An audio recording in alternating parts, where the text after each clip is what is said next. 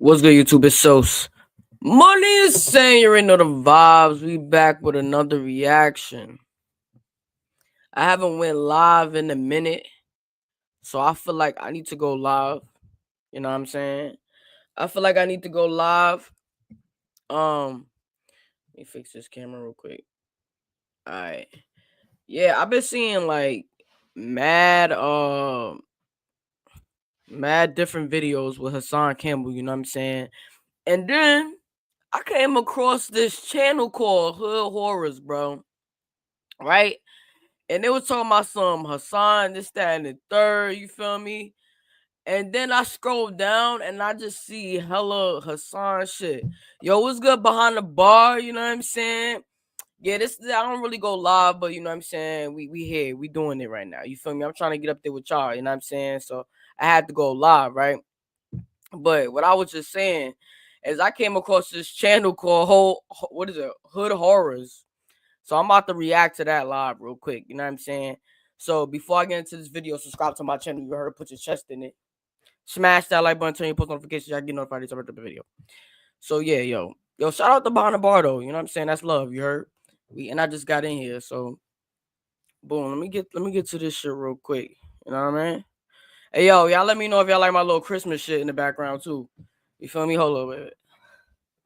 Hold up. Y'all see my Christmas shit back there? My tree looking a little slim, but I'm gonna add some stuff on there. You know what I'm saying? Don't watch that, but yeah, let's get into this content real quick. Hold on, let me see. Let me find the content.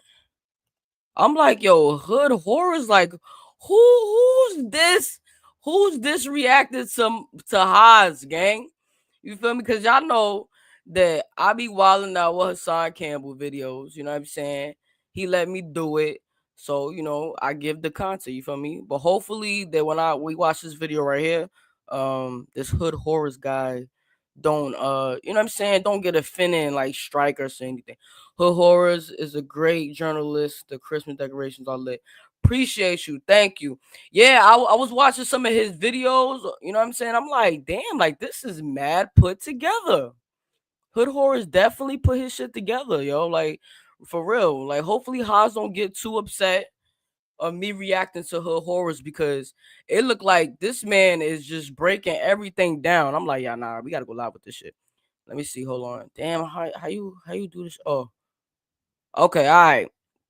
So look, man. Hood Horrors is wilding out. Hold up. Boom, you know what I'm saying? Shout out to Hood Horrors. Let's get into the content. You heard while I roll my spliff because I haven't smoked all day. I've been at work. I went to the gym. Like, shall we begin? I guess we shall. The Hood Horrors, bro. Yo, Haas, don't get mad at me, bro. All right?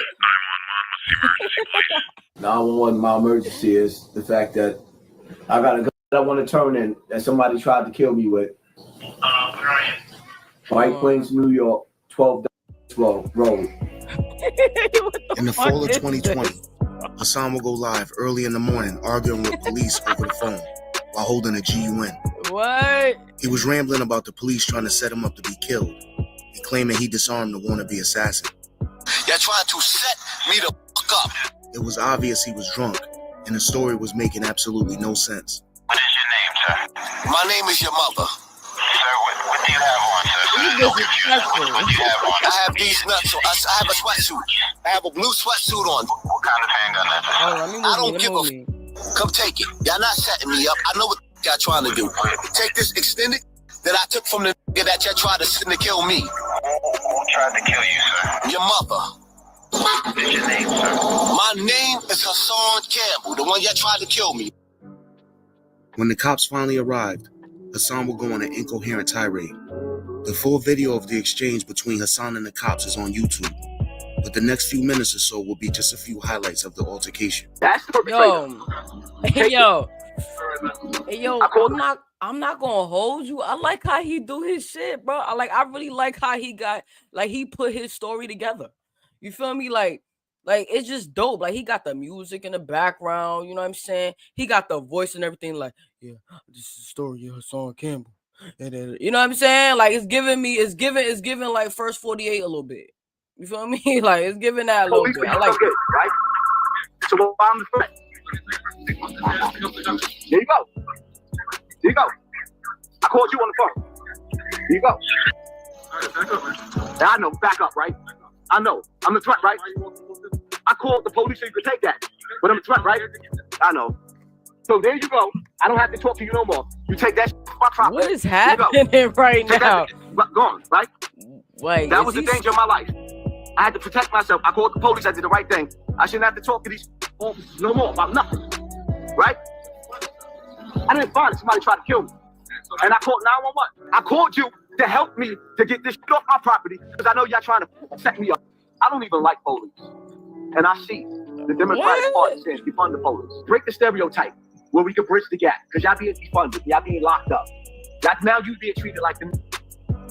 Now you can play the Democratic game that's going on in America, or you can figure out how to break this. All right, so what I'm getting from right now, I'm not, bro.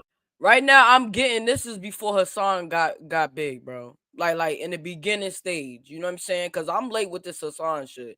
You feel me? I just hopped on this wave like a little bit after maybe like 20, only maybe like a year now. You know what I'm saying? I ain't gonna lie.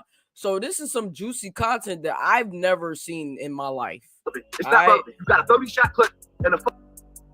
I don't know what. I think it's a 9mm. You got it. Take it. Yeah, I ain't gonna lie. Like Haas look chopped right now in this video, bro.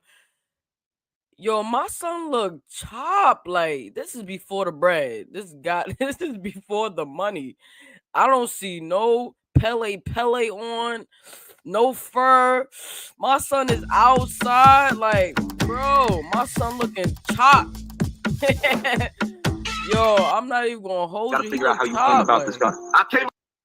I called on the phone. Look, I was defending my life, and now y'all get. Yo, he looking chop OD, bro. This is before the bread. This is before the money. Yo, Haas, don't get mad at me. I'm just playing with you, but you look a little chopped. Yeah, and it's so safe now, right? I've always been locked up for homicides. This is a new life for me. And when I call you on the phone, I'm not a rat. I'm being a civilian. You know who this person is? Do I look like a rat to you? I understand you don't want to. Do I look like I'm telling? You got the gun, take it. We got to figure out how you came about this gun. I came about it because somebody tried to shoot me and I took it. What did that person look like? Your mother. Okay. Did they come up in a car? Were they? I'm not. Yeah. Nothing else. You got a 30-shot clip. You got an infrared. That's you got fact. a 9mm. Got this before the bag, if I'm though. Gonna speak on not defunding the police, because y'all gonna do. Is you here to make sure that white people don't look like the way y'all used to look during the days of slavery? Or you gonna come treat black people like? Because the reality of it is, I don't give a. After this day right here, I called you one time. I'll never call again. So when they sit up and they talk about defund the police, that's black. These niggas, Black Lives Matters too. It's all a Yo, agenda. what happened? I never sit up there and tell y'all to come get y'all gun. And I use that motherfucker. Y'all demons. Black Lives is a setup. Yo, Haas look like he just got out in this clip right here. This is definitely before the money, bro. He looked chopped. Like, what the yo? I'm not used to watching my son Haas looking chopped like this. Black Lives. Where did HUD Horrors get this awkward encounter from? with the police happened just a month after the passing of FBG Duck. The back and forth between him and Mama Duck had calmed down after he apologized during a Zoom call with Jojo Capone. Let me say it, because I'm a real dude, man. I've been a fan even now, so I'm teary-eyed because you were. All right, so now I'm confused because right here, something's wrong with me pointing shit out like this. Right here, it's the same crib though. It's the same couch. You feel me? Like it's giving the same vibe. He got the chain on, but he looked mad chop in the last clip. Like I'm just confused. One of the dudes that I respect because I know your work. So it hurted me, and I can promise you right now, out of respect, because I'm a real. I will apologize to the brother's mother, even the brother's father, if I came off the wrong way. That's just who I am. But I respect that right now. Respect that. I respect that. I've been a total like before I even met you. I follow you back to the early days before you were true life. Like I've been a follower of JoJo. I know who JoJo Capone was. I'm like, yo, I'm a fan of this brother. Like, yo, this is a legend right here. It ain't even to say I'm a fan. No, you a supporter. You my brother, and that's something we supposed to do. Acknowledge each other. We need more of that. Acknowledge each other. We ain't gotta call each other fans and all that. Yo, Horace got the juicy content. I ain't gonna hold you. My son really got That's it. That's my brother. The kumbaya moment between JoJo Capone and Hassan Campbell would only last a short period of time. Like Hassan stated in the past, dead rappers make money. So with FBG Duck still in the headlines across social media, Hassan will start disrespecting Mama Duck again. This will bring JoJo Capone back into the mix as well. You know why they let your son bleed out? With all due respect, man, because he was a part of the problem. You know the sad part about this, Mama Duck? Let me talk to you with love, Mama Duck. You know what the sad part about this is, Mama Duck? Hey, yo. Right now, FBG Duck. Yo, so this is like part 6, y'all. I think I fucked up right now because I should have went to part 1 of the story. You know what I'm saying? Instead of just jumping the gun and going to part 6. But whatever, we could finish this and then I'll double back. But this is part 6, bro. It's burning in the pits of hell. No, Hassan Campbell, you didn't say that. He's in hell. If you believe in heaven and hell, from the God, the creator that we all pray to, according to the Bible, according to the Quran, the scriptures. Yo, nah, I ain't gonna lie. He out of pocket, though, for that. He a little out of pocket for that. I ain't gonna hold you. There is no place for a demon in heaven. Clout is fame, attention, seeking people. That's what clout is. So he gonna say something that's gonna ruffle feathers, that's gonna get people to hit his link, and if he getting paid from YouTube, he gonna antagonize people that's hurt. You know what I'm saying? But he ain't gonna come his tough ass out here and say that shit. He corny, that's corny, and disrespecting anybody mother and speaking on the dead is corny to me. That's what we call clout chasers. People that's thriving for attention. That's what a clout chase is. Clout chaser. I am the clout. Son, if you got a problem with me, son, you can hit me on the phone. We could talk like men, or you could just pull up. No cruise, no nothing. We do what men do. Ew. Haas with the fro. No, bro. Nah. Haas with the fro is wild, bro. That's some nasty work right there. Like, chop. I'm glad my son grew the hair out all the way, bro. My son looked like he just came home, bro. Chop. I didn't gotta go to Chicago. You in New York all the time, homeboy. And see, that's another thing too, man. Chicago don't hold no weight in New York. Y'all blocks is y'all block. We got our own blocks. I don't have to come to your territory. Y'all cats can come up here and pull up. We ain't got no problem with parking none of you. I try to relax and they pull me back in. I try to relax. Wait, and they pull me back in. Wait, what? So what you mean? He said he had a robotic bird in his yard? What? When he say that? What the fuck? Why would they have a robotic bird in my son's yard? I know that. I got the link of what they getting paid on their little YouTubes, right? So now I see why these suckers is having these hitsy fits and trying to play how they play. Yo, who's y'all that? only getting $9,000, man. Yo, I ain't gonna lie, bro. Over a 4 month span, you getting a. I ain't gonna lie, I'm a little jealous right now, yo. Yo, Hood Horace got all the juicy content, bro. I'm a little jelly right now. It's like, nah, I'm just fucking with y'all. I'm chatting right now because I ain't smoking. I'm rolling up right now. A measly 9,000. I'm jelly right now, bro. That's gas money on the boat. You dig what I'm saying? Just to flip a block or two. So y'all really rather jump out the window. But I got something for this guzzler. Give me 2 seconds. I got something for you, guzzler. What? Give me 2 seconds. YouTuber Queen's Flip would get brought into the beef between JoJo and Hassan after he was contacted by the boxing promotion company BLK Prime. They had recently set up a fight between YouTuber King Erner and Paparazzi Poe, the son of the late drug kingpin turned snitch, Alpo Martinez. I asked them people, I said, when they contacted me and we got on the phone and we sat down and we talked some business, I said, what makes him try to do this? They said he wants it.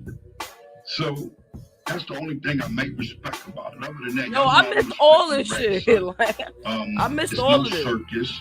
This is true. I'm going to punish him. This isn't no joke. This isn't just for the money.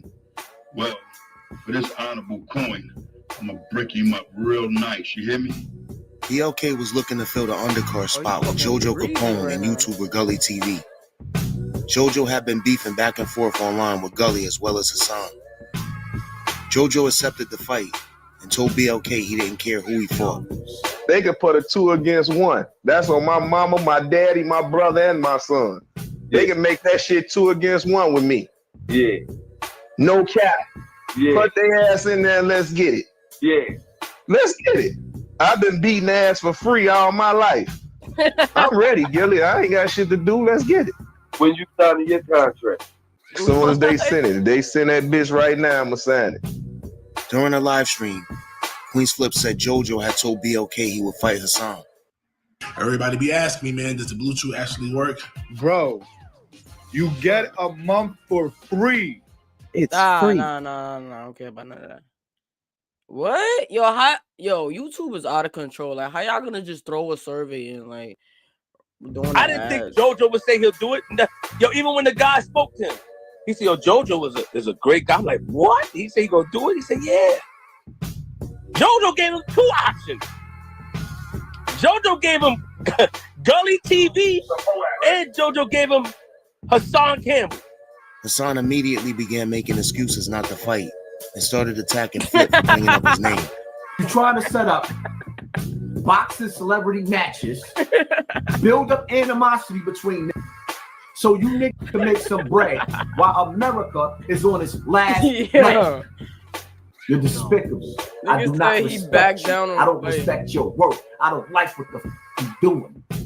How about this? How about every last one of you motherfuckers that's supposed to meet up and fight? How about all you get in the ring the same night and all you motherfuckers fight Flip fat ass?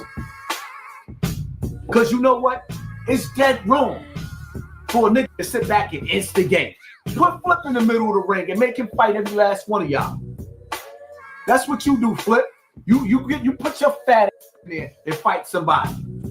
Yo, chill with the body shape, like grown ass man. What are you talking? I tried to call you from a 212 number because the guy wanted to say, "What about Hassan Campbell?"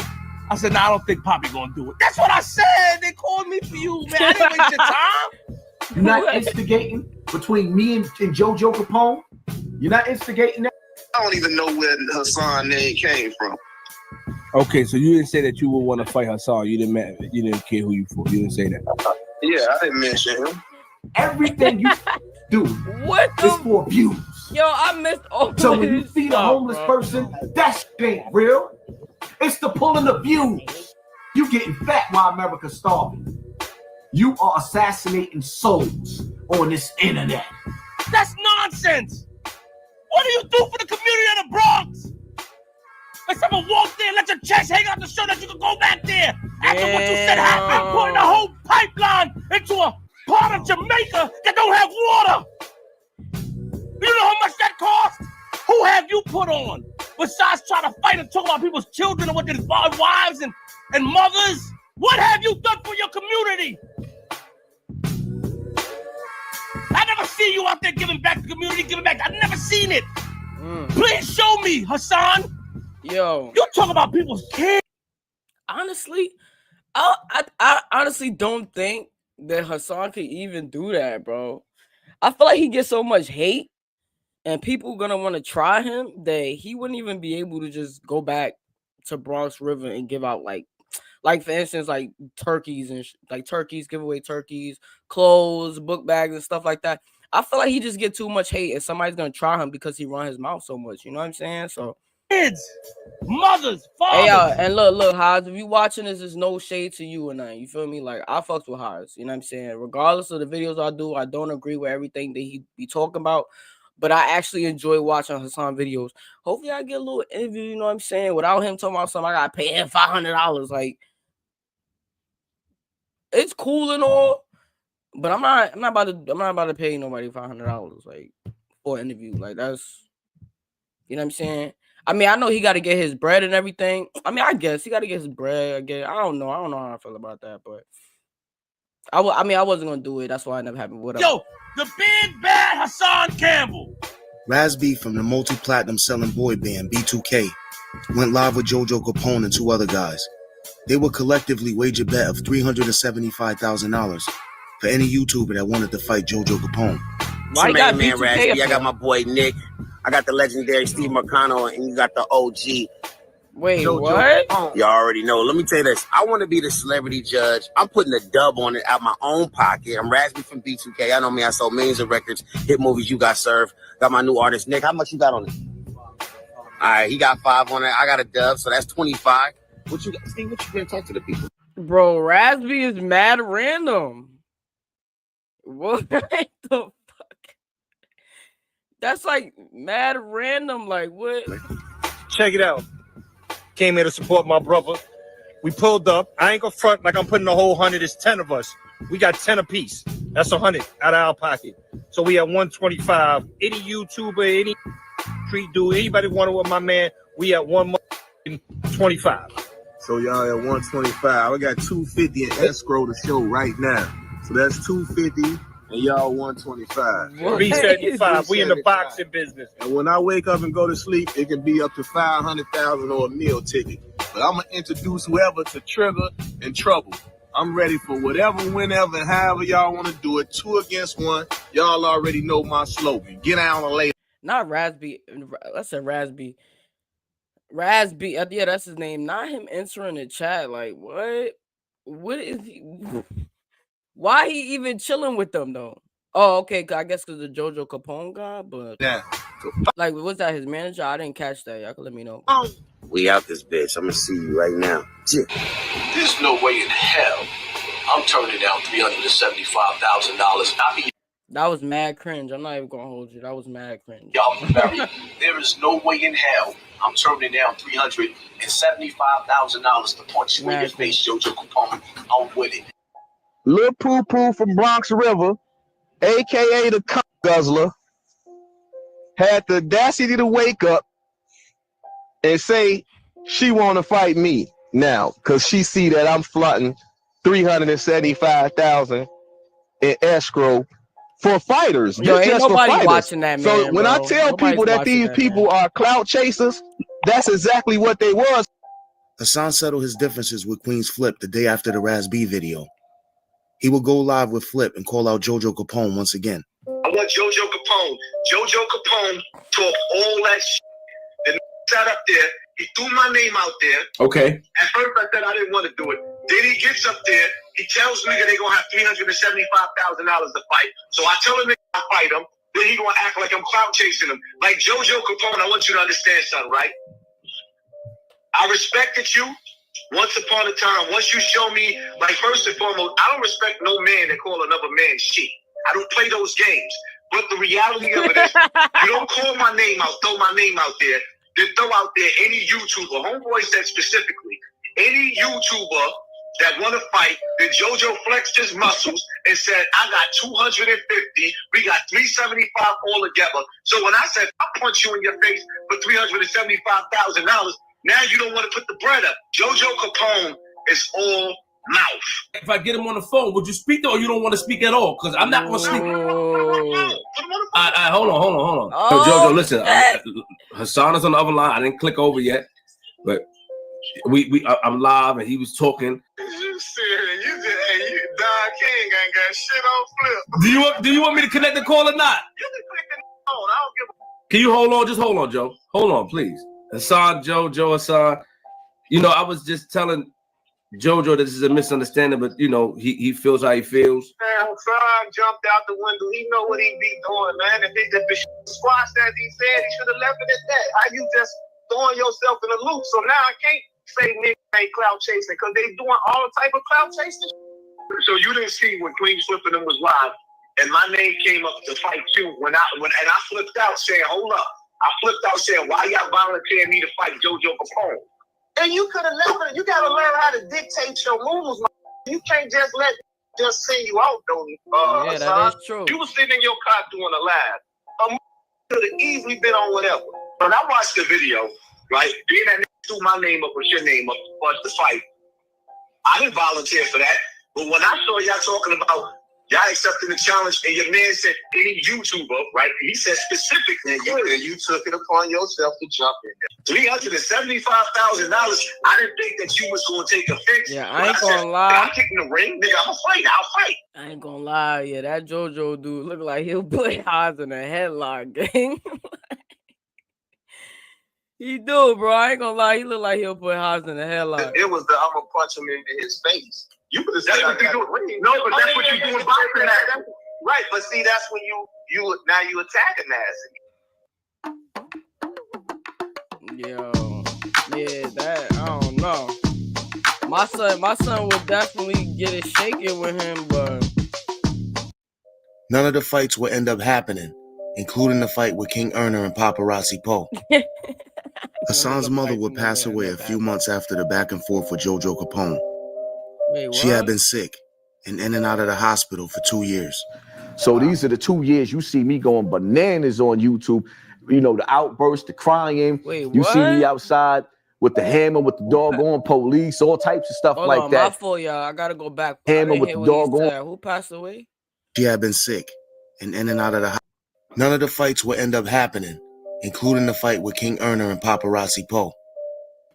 Hassan's mother would pass away a few months after the back and forth with JoJo Capone. She had been sick and in and out of the hospital for 2 years.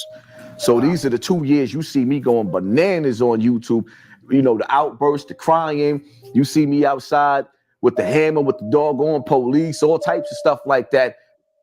A few months after his mother's passing, Hassan would find himself in the middle of Bronx River having a meltdown after someone from his projects told him he wasn't allowed there anymore.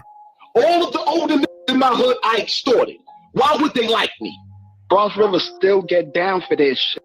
But when it comes to Hassan, he's giving him a bad name. That's why he cannot come into the projects today. I'm going back to Bronx River this week and I'm gonna piss in the elevators. This was my home.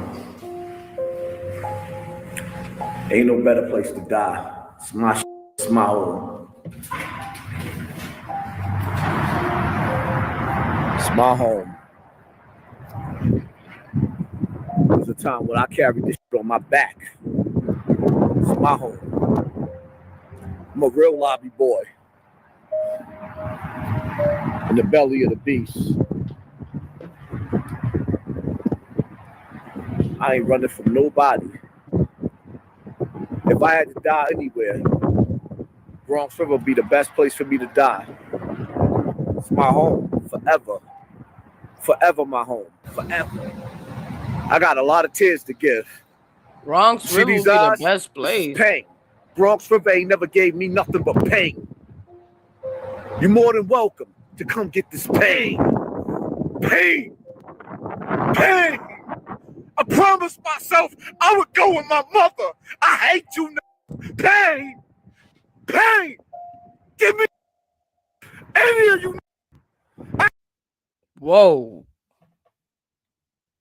Hold on. I wasn't expecting that. This is getting real right now. Like, I never seen this footage, bro. I swear I never seen none of these. This is my first time really getting into this part of the Hassan contact. Like, you feel me? I ain't never wanted I never to saw live. this before. Never. I'll shoot you dead in your face. Y'all niggas need a hobby, man. A lot of niggas need something to do, man. That was crazy. You know what I mean? A lot of niggas just need something to do, man. You know?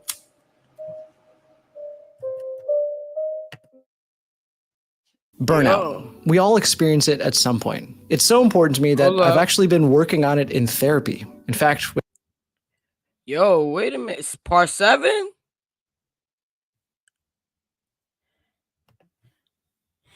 This is part 7, y'all. I feel like hood horrors. I feel like this hood horrors will be cool with me watching his videos. Like, you know what I'm saying? Hopefully he don't like copyright and nothing like that. That happens sometimes. But I wanna, cause this is gonna be my first video, like trying it out with hood horrors content. You know what I'm saying? But we just gonna do it. We just gonna do it, y'all. Like, forget it. Like, right, y'all. I'm doing the right thing, right? Y'all let me know if it's cool. Like, y'all think it's gonna be cool. Hood horrors, if you watching this, bro, like, you know what I'm saying? Just look, this is how that shit work, bro. YouTubers react to other YouTubers' content, bro. All right? Fair use, all right? It's fair use, you heard? I sat back in the house fair use. for a while on purpose because I was waiting for like, everybody this is too good for me, bro. Listen, man, yo, I ain't gonna lie. I've been doing Hassan Campbell videos for like a whole year, bro. All right? So, like, hood horrors, bro, like, if you, like, don't have a problem with me reacting, like, you know what I'm saying? I put in enough work on this shit for me to at least react to these videos. You know what I'm saying? So we gonna keep it going, like. But like, if hood horrors, if you watching this, bro, like, be easy, gang. All right? My whole team be easy, you is heard? working. Everybody dropping out of the feds at the same time, and it got the streets shook. No, my team is back. I've been waiting. I'm not trying to be the street corner. The streets destroyed my whole crew. Now, some is making it home. Some is not. I am not the internet that you think I am. I'm a cuckoo, and I will cook out on it. Damn, yo, my son got the edits. And let's get ready to count together. 10, 9, 8. Yo, my son Hood Horrors got the edits, you heard? I like his videos, bro. 7, I really do. 5, 4, 3, 2, 1. Happy New Year! We did it! The average person sees around 10,000 online ads daily. Here's how a man's life would change if he used Pi. Day 1, he would install Pi on. I like how he's doing his videos. As the new year of 2022 rolled in, Hassan carried with him all of the YouTube drama from the previous year and the years prior. Just weeks into the new year, Hassan's car would get vandalized while parked outside a building in the Bronx. The vandals would record Hassan's truck with the windshield smash. They would also film themselves inside the building, just outside the door of the apartment Hassan was in. Rumors began to circulate online that Hassan got ran out of the Bronx. He quickly took to the internet to dispel the rumors. I don't understand this new generation. I come from a generation, if we got beef, we don't put it on the internet. It was calculated. He seen me doing a live outside. I was outside for a while. I was up for a while. The nigga waited to the wee hours of the morning to do that corny shit. I did a live. I showed where my car was parked at. That's why I went over there and did that. My whole thing is, if I'm showing you where I'm at in the hood, we bust shots. We don't break windows. When you do the corny shit like that, like first and foremost, you put plates on the internet, you walk through a hallway, show a hallway, doors in the hallway. Like, that is the ultimate sucker shit. If it's on, that shit don't scare me. Nigga, knock at the door. Got my phone number. Playing pussy coward ass games. How I got chased? Where's the footage of me getting chased? You had a camera in your hand. When I sit in the house, behind the desk raising my kids, I'm a coward. Then when I come outside, don't do nothing to me. They do bitch shit to a car. You will never see a punch me in my mother face. And live? I didn't really want to talk about this on the internet because I know somebody gonna die behind this. Allegedly, the cause of this situation stemmed from an ongoing YouTube feud with Yo, they did that to his car? a rapper/YouTuber from the Bronx Hassan had become friends with in 2021. Just before the end of the year, the two had fallen out. Five God, I don't know him. He started making music. Yo, that beat, using beat my is fire. voice, putting my voice on his songs to get my attention. And I started supporting his music, me being a real nigga that I am. wouldn't even know who the Five God is if it wasn't for Hassan Campbell. The fallout happened just weeks after Hassan did an interview with Math Hoffa on my Expert Opinion podcast. Now this beat is at the time fire, of this recording, the video has close to 1.5 million views. Yeah, by far the biggest interview of Hassan's career. Five God sat beside him during that interview. See, the only difference between this corny ass generation right now? Don't do that. No, let me finish. I'm not exactly sure what sparked the beef, but things would get super disrespectful. Take Five God mother, leave Five God. Respectfully. See if we get some more kids out of that bitch. Wait, so disrespectful. So you said you live in the building, right? What floor you on? Yo, why he say that? I live on the 4th floor. Okay, my bad. I apologize to you, but I got beef over here. I'm waiting for my enemies to come outside to dance. I'm seeing niggas I ain't never seen before. I'm in the hood. Hey, yo, Hood Horrors, where you get these beats from, bro? I like them. If you make these beats yourself, yo, holla at me, you heard? Like, stop playing. Y'all playing with me, man. Y'all playing. I'm not playing with nobody. It's safe to say it ain't safe outside. I'm outside. Don't walk through the hallway. Don't beat no car windows up. Come outside. Come outside. All you niggas come outside. The y'all think y'all playing with? Playing with me. Fuck coke on the floor. Y'all ain't gonna do nothing but call the police on me. Why y'all ain't outside? Where you at? Don't put it on the internet. Stop putting shit on the internet. I ain't post on the internet because I was waiting for y'all to come outside. Don't post on the internet. I ain't playing. Shortly before the fallout, Five God was shot in the leg in what he described as a botched robbery. 2 niggas hands on the gun, goes boom, right? Yo, one what is scared to death. You understand what I'm saying? I jumped in my car. I drove myself to the hospital. It wasn't it wasn't none of that. You know what I'm saying? I drove myself to the hospital. Hold on, yo. This is a lot to just thrown on me right now. Is all this timeline and all that, is this shit accurate? Y'all let me know in the comments. Like, is this how shit was going down? Because you know what I'm saying? I didn't know none of this. You feel me? Like is this how this shit really played out? Shit calmly, you know what I'm saying? Quietly. Went up to the nurse like, yo, I might have been shot. You understand what I'm saying? Hassan would claim Five God was lying and actually shot himself by accident. He went to adjust his hair, right? He went to adjust it. His hair right here. His other hair right here. When he went to adjust it, right? See, let me tell y'all. I ain't gonna lie, this is making me a little uncomfortable. It's this video feel mad fed right now. This shit feel federal as fuck, bro. Like this video right here, yo, Hood Horrors did such a good job on the editing and everything, and with the beats is fire, that I feel like I shouldn't be watching this right now. Like I feel like this is just some federal shit, bro. When we together, I always make sure he got his toast on. He always pulls mad, it out. like, you know what? This video hot as hell. The hammer is always cocked. So I used to take his hammer and hit the safety button. He always kept the hammer back. So now when he goes in, his hands like this, his fingers like this, because he's adjusting it. And when he went to vote, boom. Go shoot yourself again. Go shoot yourself again. You shut up, Bob ass. You shot yourself. Nigga, give me back my Ruger, bitch ass. I got this nigga. Give me back my Ruger, bitch ass. I don't know what you talk about, officer. Do I look like you scared of?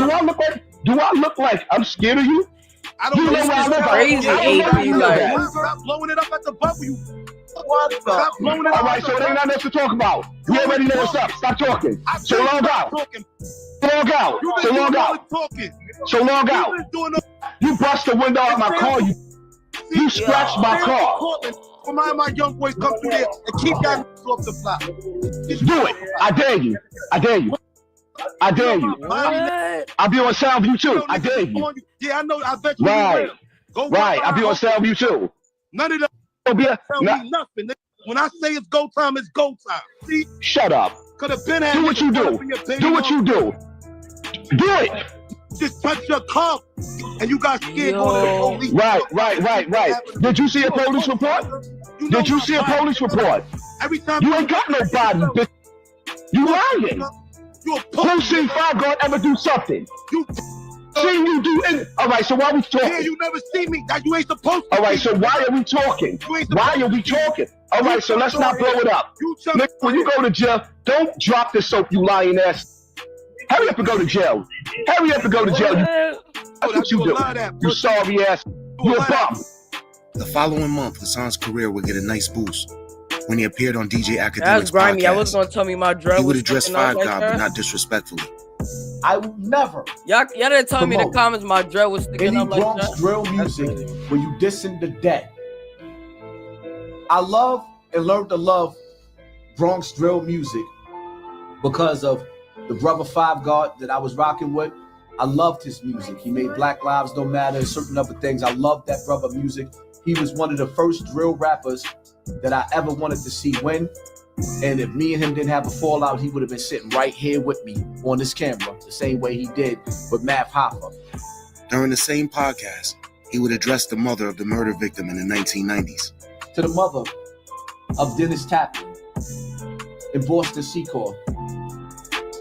When I did what I did, when me and Eric Bennett did what we did, we was young and we was surrounded, and all we knew was how to be wolves. The dudes we was beefing with was way older outside of Javon. Dennis Taplin was 28 years old when he died.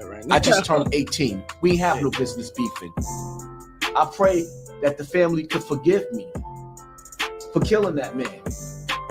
3 months later, he would appear on Academics again, this time with Tekashi 6ix9ine and Whack 100. He's a king, you know why? Because he has the finances to be that. So now he also have an obligation, right?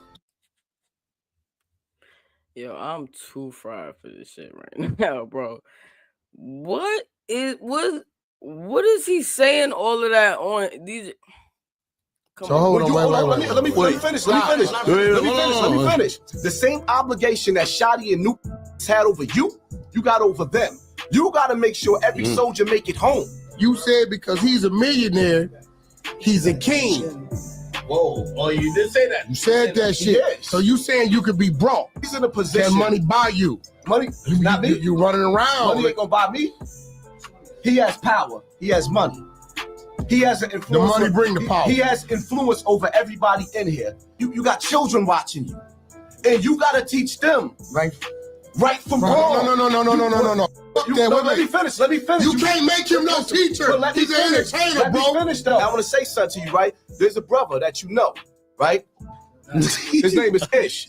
You know who he is, I remember right? this. He said to me, he said, when you speak to Tekashi, he said that I had custody of my 2 kids when I got locked up. He said that he didn't really, all he did was lend y'all cars. He said, y'all always been good. The only thing that he wanted to ask you is, yo, could you look out for his sons? He had custody of his sons up until he got locked up. He wasn't really in the mix of a lot of things that was going on. His name got dragged into the indictment. So he basically asked me to ask you. That's one of the co-defendants. He part of that circle? Yeah. He ain't doing nothing. That's out. Yeah, so he just be mad at White about that. Yeah. Ish is a sucker for reaching out. So hold up. So bro, hold up. Don't give a fuck about none of that. You gonna tell me? He's a sucker. He's a sucker. You gonna tell me a man? If he asked you for that man's house, he's a sucker. Hold up. So this is why he should have asked you for that. This is why how much money did Ish say he needed? He didn't say none of that. What the money? So he want to bottom his pit? Hold up. So everybody want to know what happened to that energy when it came to you revenging your manhood.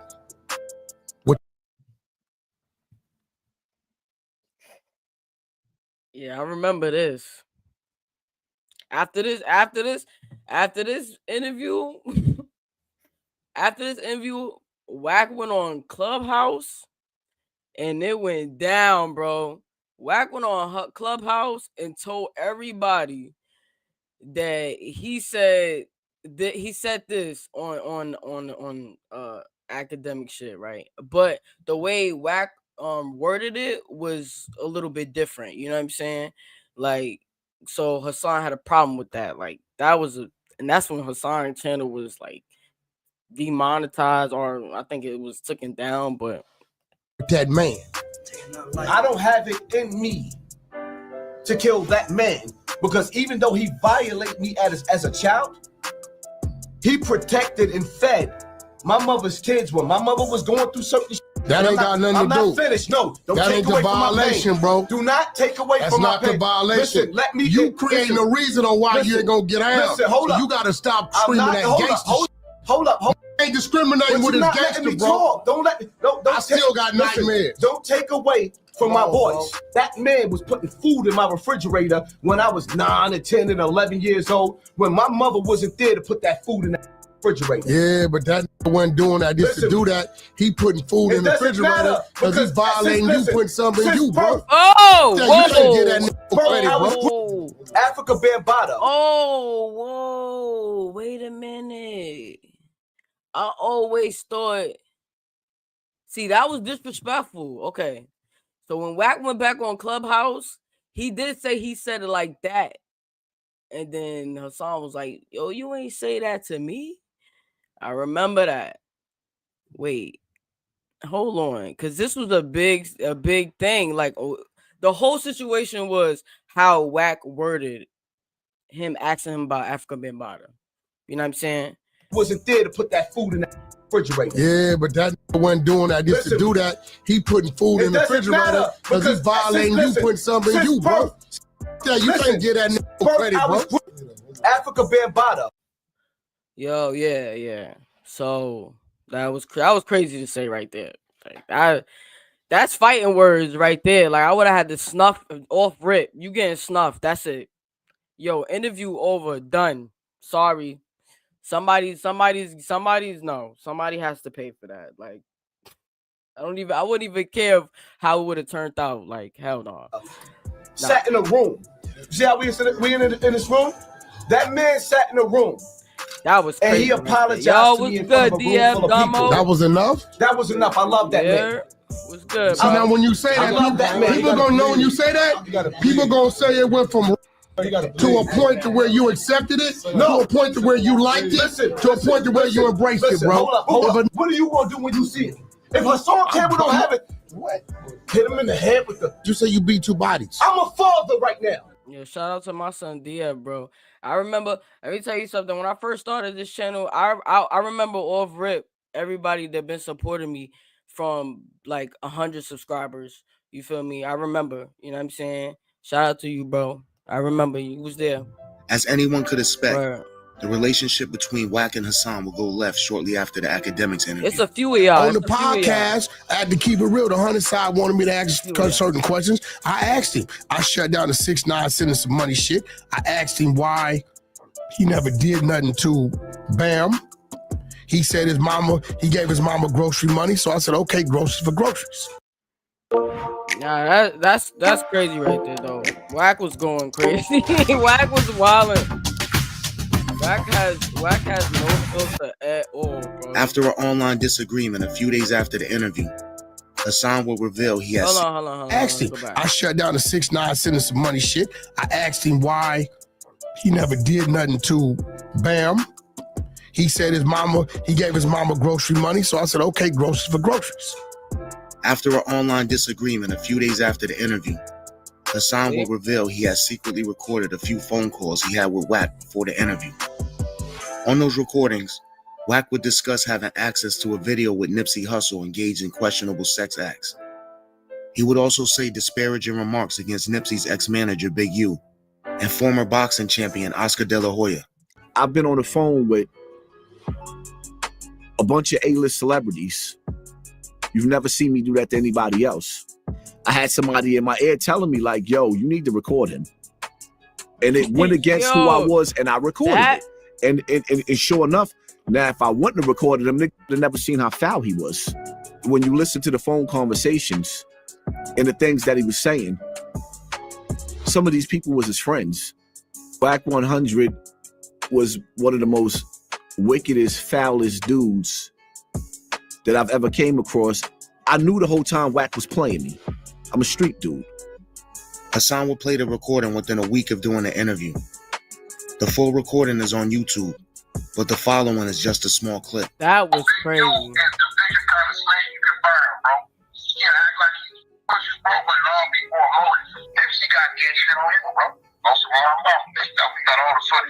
Wow. We got all the footage. Is what Wack said.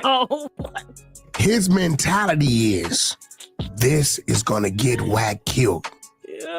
This is gonna get Wack ran out of LA. I tell him, you shot your scud. I warned him, I'm coming. While playing the recordings for the first time, there were over 20. Hey, look.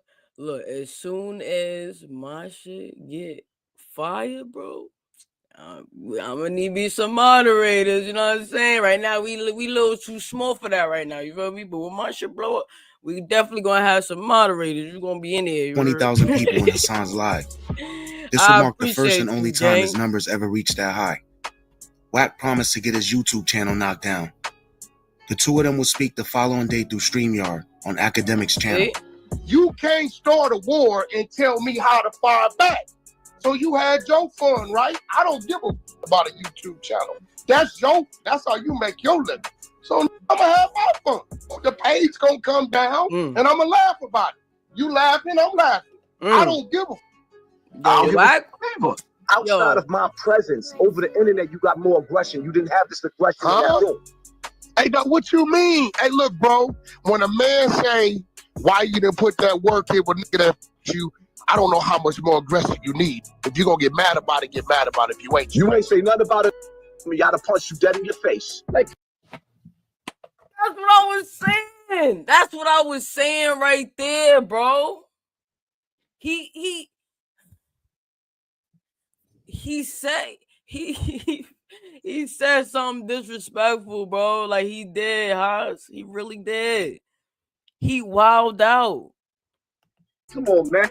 I'm the only nigga in there. Hold on, let's go back. I gotta go back. Outside of my presence, over the internet, you got more aggression. You didn't have this aggression in that room. Hey, now what you mean? Hey, look, bro, when a man say, why you didn't put that work in with nigga that you, I don't know how much more aggression you need. If you're going to get mad about it, get mad about it. If you ain't. You ain't say nothing about it. You got to punch you dead in your face. Like, come on, man. I'm the only nigga in there. Right, it's not only about you, though. Like, there's information coming out about Nipsey and his baby. He did. To pay this some money, I told this nigga in his face, 6ix9ine ain't paying shit, and that's a Wack call. So that was pressing me? What? Bro, if so I get in your business, the time, listen. Listen. If you would have got in my business, bro. I thought that was If you would have got in my. But I would say, though, that they was having a good time, though, at the same time. Wack did say what he said, but they still, like, ended the stream on a good note and everything, like, so. My business? I thought about me trying to get some money for one of my mans, and you would have said that this my call, you would have been a problem right there. I asked you about the sexuality, then you said what you said, and I said, so you liked it? I said everything possible. You did not say that to me. He didn't. He didn't say, "Did you like it?" I didn't see that. I didn't see that. I didn't see that. He didn't say that. Play it on the tape. Play it on the tape. That's right. Did you watch the interview? You didn't ask me for permission to bring up Ben. Oh, Paru, I did. You a lying. I ain't asked you for no permission. You. All right, whatever. I asked you for permission. Listen. We can meet behind the scenes. Fuck all the talking on the internet. Yeah, because you know me. You didn't want it. You didn't want it. You wasn't bringing it. What you mean? Good, Bird? No, I disrespected you. We live tonight, you heard? Oh, you disrespect? It's on the screen. Show. Asking you about a nigga on your ass. Telling you liked it. I seen the shit in your eyes, nigga. Your chest is so back to your spine. You a dead man walking. That's cool. I'm with that. Hold that L. Hold that L. I ain't lose nothing. Hold that L. Hold on. I ain't lost nothing. Listen, I'm not tripping with you. To handle your business. I don't give a. I've been a problem 33 years. He dead. Been trying to kill me all my life. Getting live. It did nothing. You took nothing. You stopped nothing. You scared of me because you didn't say none of that shit in my face. You came to the shit already knowing you felt a certain type of way about me. You should have got at me. A few months later, Hassan would indeed lose his YouTube monetization. Yeah, Wack would claim 100% responsibility. Boom! Check gone. Boom! Finishing. Kill all his revenue. Over with. I got autistic kids that's going to always be children because no matter what, They don't have the right frame of mind. So I have to build the future for them. I don't understand how black that understand what it's like to be hungry or going out their way to try to stop a nigga from eating. I'm trying to figure out where's all this hate coming from. A nigga that I didn't know from a hole in the wall. I never knew Whack 100 from a hole in the wall. The nigga came out his way to befriend me, sit down with me with Tekashi 6ix9ine, and then try to destroy me. What's that all about? Is it because of my message? Is it the Illuminati? The nigga is sitting amongst a bunch of black people on Clubhouse, telling them his strategy to destroy my income. Why would you want me to lose my mortgage? Why would you want me to lose my house so I can't take care of my children? Why would you want to force me back into the hood?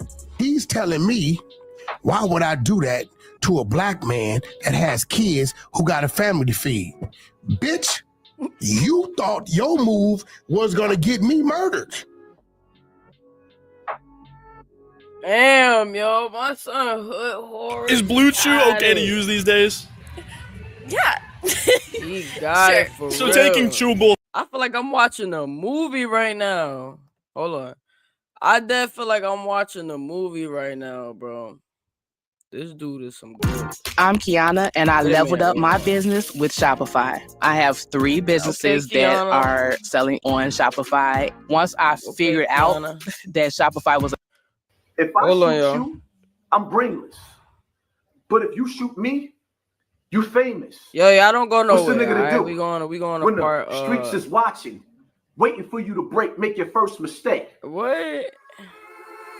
Part 4? Hold up. We gotta go to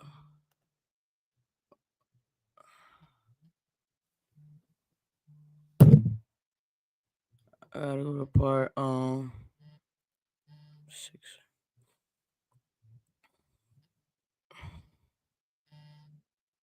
Let's go to this one. Yo, how y'all feeling right now? You feel me? Y'all feeling good? I'm feeling good. I'm fucking fried right now, bro. Like I could. Damn, homie. I could barely see. Tommy Sotomayor was the man, homie, until you went on Sarnetta's platform and they punched you in your face. And he was like, he hit me. What is Hassan talking about? Yo, Hasby stressing me out, man. Like he be having so much going on, bro. Yo. What's this, bro? Yo, Hood Horrors, yo, you got it, bro. Y'all go sub up to Hood Horrors, bro. You got some good. I didn't fall, stumble, or nothing. You would never see a nigga punch me in my face. You started your career after getting in the head by Bambaataa. So since you say you ain't never got punched in the face in New York, I ain't never got punched in the ass in New York, sir. You went from being to having a full-blown relationship with a grown man. Did I make this up? You got pictures of you as a grown man hugging this nigga. That's you. You don't have no pictures of me hugging the nigga that punched me in the face, but you hugged the nigga that punched you in the ass. Holler back at your boy. You up there talking about you love this man. Who the fuck says I love the nigga that went ramrod in my ass? You did. The man raised me. There's been some time that I didn't see him for a while, but for the most part, this man raised me. He's been a part of my life since I've been a child. You swole arm, balloon, neck, and arm, face looking like a Ninja Turtle ass. You were in a relationship with that thy son, Campbell. Guess what I've never had? The hot ass flow of a man's on my stomach, you bitch. You said he thied you and on you. Remember? Grammarly's top 3 tips on starting an essay. Let's say you're struggling to put pen to paper on an upcoming.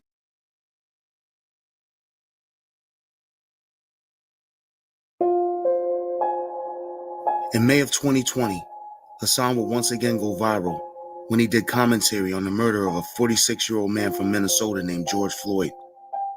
George was murdered by a Minneapolis police officer, and his death was captured on camera. Minneapolis tonight, tensions are high as 4 police officers have been fired after a man was pinned to the ground and died. The incident was caught on camera. The man, identified as George Floyd by the lawyer representing his family, was later pronounced dead at the hospital. Unlike when Hassan first came onto the scene and protested in the Bronx with my son against police brutality, Now that he figured out the edgier his content was, the more views his videos got. His stance on police brutality had drastically changed. Jesus didn't save George Floyd when he was saying, I can't breathe. If you can't breathe, you don't deserve to. Be that big and let a little ass put his knee on your neck and suffocate you. Jesus ain't come save him. He was waiting for you to save yourself. Hassan would even admit in one of his videos that his edgy content was now making him a lot of money, and it was clear that he wasn't going to change anytime soon. Every time y'all click, you got to understand something. Every time you have a dead rapper, every time you see a dead rapper, somebody's getting paid. Dead rappers bring money, a whole lot of money. You can make it rain, make it rain. You can keep on counting. This is what happens. Although George Floyd wasn't a rapper, his death was in the headlines, and Hassan wasted no time putting a video together about it in the most disrespectful way possible. His comments about George Floyd's murder were full of conspiracy theories and distasteful remarks. See this officer right here? Do you notice his hand in his pocket? That is a Masonic symbol right there. The hand in the pocket. This is a Masonic ritual going on. George Floyd and that same cop worked at a bar together. They was working at a bar together. Friends don't do each other like that. Although it was a completely false statement, and all over the news at the time, that George Floyd and the cop that killed him, Derek Chauvin, did not know each other. Chauvin and Floyd worked security at a local club, although it appears the two did not know each other. Hassan continued to intentionally spread the false news to his followers for the main reason of amplifying his wacky conspiracy theory and getting more views. You ain't gonna win every battle. In some cases, you're gonna lose, you're gonna die on the battlefield. But if that man really did die, which I don't believe he died, but if he really did die, your response is, I can't breathe, you bitch. He would even go on to tell his followers that Chauvin's knee wasn't even on his neck, even though the video was circulating all over the internet for everybody to see with their own eyes. This man had a knee on his shoulder for 9 minutes. So they say there's no way that he could have died because his knee was on his shoulder blade, his back, instead of his neck. The toxicology doctor and forensics said what happened? My fault, y'all. The point of a pencil. 3 points of that. You said it's your favorite one? Was enough to kill you. George Floyd had 11. He had 11 in his body. George Floyd died from an overdose. So we going crazy all around America over a dope fiend? Wait, what? The man died stealing. In some cases, people will call that karma. So it's safe to say if he wasn't in the store shoplifting or giving fake money to the people in the store, allegedly, he would still be alive? After years of claiming to be a leader of the black community and a voice for the people, many people wonder why Hassan was mocking the protesters instead of being one of the leaders on the front line. No justice, no peace, no racist police. Brother, stand out there and guide them. Show them. Don't get behind the computer and talk bad about them. Hassan, how many times you said that you standing with the youth? You gonna represent and be with the youth. How many times you said that? When you look at me, you see a real man. Something you can't be. What take care of his woman. Take care of his children. Take care of the community. I'm the voice of the people. I'm the voice of poverty. Using my voice. Speaking out against the injustices that goes on in the black community. But during the protests, Hassan said, he said this shit. Yo, this dude got a lot of content that I never saw, bro. When one of his followers asked what he was doing now, I need to see the whole full clip. You know what I'm saying? Of like the before and after of leading up to some of these things he's saying. Some of these things he's saying is just point blank like crazy and disrespectful. Like there's no, you know what I mean? There's no way around it. But you know how like sometimes when you edit videos and stuff you could get, but it doesn't look like this dude that do these videos seems like that he's very you know, he very genuine and you know what I'm saying? I don't think he's gonna play with the content. I think he's gonna give it how it is. So help the cause. Man, this was his answer. That's very unfortunate, Haas. That's very unfortunate, Haas, of you to be saying that about George Floyd. That's crazy. I ain't give a fuck about that because I think it's fake. Fuck. That's what I did. Nothing. I'm the Marine. I don't protest. When it's time for black people to go to war and fight, I don't fight with picket signs. I don't respect it. I put the armor of God on and I go outside and whatever happens, happens. But when it was time for action, the people dropped their picket signs and a full-blown riot broke out in the Bronx. Hassan, who described himself as a Marine, never stepped foot onto the battlefield. Instead, he stayed home and continued to make videos mocking George Floyd. Yo, he get it. Yo, he get to it. We're crazy over a jump. I've been supporting your channel and your topic for 3 years now. But on this one, we're going to have to disagree. Right now, the hood is hurting now. These young black boys, they're hurting. What are you doing in the community? Are you going back helping any of these guys? What up? I used to. Why is everyone spiraling over YouTube banning ad blockers? Like, chill, guys. Just use Pi. It's a free Chrome extension. I used to be on Fordham. I was younger.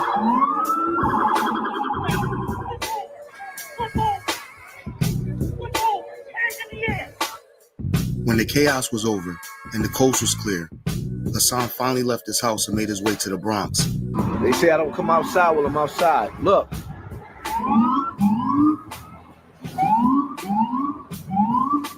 While walking down Fordham Road, he came across two young boys and started spreading his crazy conspiracy theories. And this is because the black guy that died or something? No, they killed him on purpose. He might not even be dead.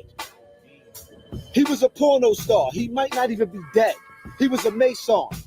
As he spoke his nonsense to the kids, a man walked by that noticed him from the Burger King video. You're a big YouTuber. I'm a big killer too when it comes to fighting for my community. We don't rob and rip off our own people. We don't do that. We don't do this where we live at. This is our home. This is our home. So your money is over your hood? Your money's over your hood? Oh, you don't live here? Where you gonna shop at to feed your kids? You gonna have something what for me? And I'm sitting up there about to go knife to knife with a in the street because he's saying that this shit ain't ours. But nah, this is ours. We live here. See, he want a peaceful march. He want the Martin Luther King type. When we at war, there's no rules to war. The George Floyd riot wouldn't be the only time Hassan failed to put action behind his words and help his community. In January 2022. How they even get away with doing that on Fordham? Maybe mad cops over there. Like Fordham is mad long. Like it goes down from the bottom and you just keep walking up, and then you go all the way down and it take you to the 4 train and it be mad like cops and shit. Like they let that happen. Fire in the Bronx left 19 people dead and many others injured. Instead of donating or using his platform to raise money or other necessities for the families, Hassan went shopping. The 5-alarm fire ripped through this Bronx high-rise just before 11 a.m. Flames shooting out windows on the 2nd and 3rd floors. 10 blocks away from where he once lived on Webster Avenue. Yo, I gotta do some videos on 10 Toes Down. And you don't see a shadow of this man. Where you at? You don't even have a spokesman or any. Hey, yo, nah. He funny. I don't know why I haven't really. I think I probably did I'm probably screaming my foot. If I'm mad loud, y'all let me know. But I did 2 videos on him. 10 Toes Down is hilarious. I think I'm gonna do some videos on him, bro. And what's that other dude name? The guy that be looking all crazy and shit when he be on his videos. What's his name? Something with the zip with the drip. Yeah, y'all. I'm gonna do some videos on them. Like anyone that you can send down there. Say I'm a spokesman for Hassan Campbell. Not even that. Shout out to Mel Cross, Peter Guns, My Song, and China Mac. These are known figures who you guys may know. There were several other brothers and sisters out there whose names I didn't know. But I commend them for coming out to show support. Rest in peace to those who we lost.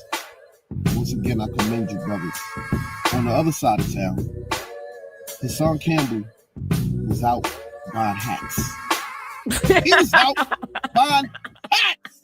Hassan Campbell, a Bronx native who claims to be a leader and an advocate for human rights. My son got every hat, He was out buying hats. all different When you're type supposed of to be flavors. out on the front line, My he son said, we are living every hat, in the last days. When a tsunami coming, you can't go back and help me. Picture this. Together in one place? ESPN Plus content is now on Disney Plus. Looking forward to being on the same team with you. Can you imagine the fun? Do some videos on him. He compared the fire to the tsunami. And somebody on the channel asked him, why you not out there supporting the families, donating? He's a fraud. Ask Hassan Campbell, what has he done for the community? Damn. Ask Hassan Campbell, have he gave back? His whole life is what one would call a gimmick. Man, Haas better nigga, you better give out some toys or something for Christmas, nigga. Or some go to Family Dollar and get some those trees, the fake trees, and give them out on Bronx River or something. Like, everybody's saying that he don't do nothing for the community, bro. Like, yo, you gotta do something, bro. He actually walked around and told people, Tommy got all that money. Damn. If I had that money and all them views, but if I had them views, my money would be going into the community, not buying no cars and no renter mansions. Soon as that nigga shit went big, what he started saying, bitch, you don't know me. I'm a big YouTuber. Give me an extra Whopper with cheese. I'm a big YouTuber. That's all it was, a get-rich scheme for Hassan to get his name out there, to get the bag. Thank you for sponsoring this war. MJD, thank you, family, for sponsoring this war. Appreciate you. Louis G, thank you for sponsoring this war, family. Appreciate you. Thank you for sponsoring this war, family. Sponsoring the war, RJ Williams. That's what's up. Thank you, Code 7. I appreciate you. Thank you for sponsoring this war, family. Capomatics, thank you for sponsoring this war, family. Appreciate you. Cole, thank you, family. Appreciate you. Thank you for sponsoring this war. Sponsor this war. What war? The war's in your head. My son B Stinger. Hold on. Hey, yo, my son B Stinger, though, bro.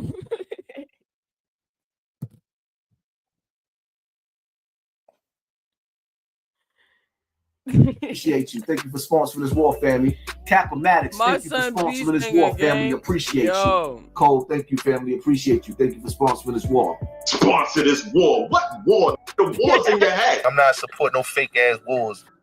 There is no evidence, since Hassan has been monetized on YouTube, that he has done anything for anyone in the community, even though he continues to pretend that he does. I'm not hating on your hustle. I mean, motherfuckers gonna give you money, they're gonna give you money. I'm not hating on that part. I'm just saying, you talking about sponsoring a war. What war are you talking about? Are you talking about the war on thighs? Just keep it real. If you want to get the cash app, say get the cash app. You really ain't gotta say it. Once you pin it, if motherfuckers gonna bless you, they gonna bless you. They're not, they're not. That's how it goes. That's the diamond tester, man. Crazy. Y'all always talking about Hassan Campbell jewelry. Like, come on, man. I make too much money to be running around with fake jewelry. Huh? You see the diamond tester? Y'all come see my boy El the Jeweler. Huh? See that? That's the AP right there. The shit that they do is comical, but it shake my head because no nigga that get no bag is going to Fordham Road and buying costume jewelry. That buy jewelry, buy their jewelry either in Queens or the Diamond District. They going to 47th Street if you want to get real jewelry. That nigga went to Fordham Road and say, yo, this is where I get my clothes at and this is where I get my jewelry at. And this is where I get my clothes from. Huh?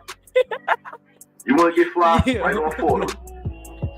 Come check out my dude, El the Jeweler. Yo, all right, look, bro, listen. It was a point in time, right?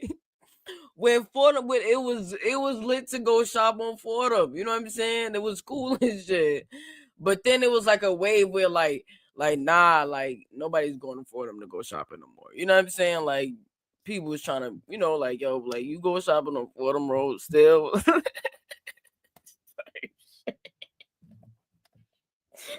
So That's like it might not, if you're not from New York and shit like that, you're not from the Bronx, it might not make sense to y'all. But like for real, like bro, people would definitely clown you for, which is crazy. Why would you get clowned just because you want to go shopping at a block that where all the stores is at? You know what I'm saying? But for real, like they really will clown you if you go shopping on Fordham Road. like Haas, you supposed to go on Fordham Road, go shopping, and not say you went to Fordham Road. Why would you go on the internet and tell everybody that you went to Fordham Road to go get your chains, nigga? Like everybody know you're supposed to do that shit in the quiet. You feel me? Like, come on, like what? But he older, so he might not know. He don't know better. You know what I'm saying? But everybody is younger. Like, yeah, like, but maybe now, like 2020, 2024, people probably not care. Like, people probably not care now. I don't know. That's the funny that you said that. That's dumb funny though. This is an Yo, all thank honesty. you for the sub though. You heard? When you first came out and alleged to be a victim of Africa Bambaataa, you came out very strong. Let's get it. You came out very positive, and you appeared to care about victims of sexual abuse. That's what I got from Hassan Poppy Campbell when I first heard him. When that whole story broke that Africa Bambaataa was engaging in unhealthy behavior with young men, I said, that brother right there, he sounds strong, he sounds positive, and I think he's going to organize all the assault victims in New York, get them together, and start a program to protect children and other people from being preyed upon by grown men and women. This is what I thought Hassan Poppy Campbell's movement was all about. What appeared to me to be a movement to protect children became an opportunistic venture for one man to build a social media YouTube career off of his pain and the pain of other children. And I'm gonna say this to you, Hassan, because you got time to fix this. From man to man, if Hassan Campbell doesn't start a foundation, an organization, a task force, a movement, if Hassan Poppy Campbell doesn't do something productive, progressive, and positive. That's what I said, Haas. Man, just go to Bronx River, give away a few book bags or something. You know what I'm saying? Maybe give you little toys here and there for the youngins, the toddlers, or something, gang.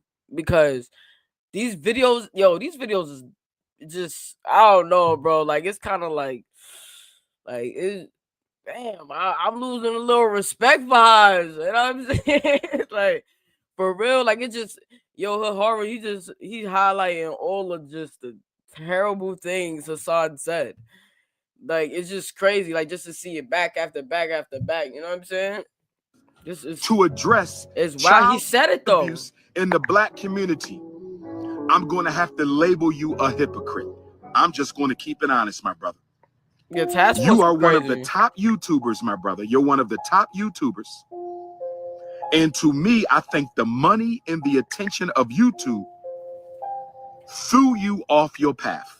When's the last time you said anything about kids or set up any damn type of, since you done built your little career, everything you're doing now is everything you were against me doing. You now, the man who has a chance and got money, you haven't even tried to start any kind of foundation or anything. Or a about task dealing force. with little boys who dealt with what you dealt Or a with. task force. You've done nothing for the children at all. Now you Mr. Sir Floss a lot. Now you Mr. Rich. You weren't rich though before Tommy put that YouTube money in your pocket, were you, bitch? Damn. I don't have to. When they talk about what are you doing for the community, I don't have to do nothing for the community where I live at, because every man is taking care of every household in every house on every block where I'm at. That shit ain't happening where you at. If there's one thing people that have followed Hassan will know, it's that he's very good at projecting. What people criticize him for, he would quickly blame others for doing the exact same thing, whether it's true or false. This would be one of the situations when he attacked Gilly and Wallow once again.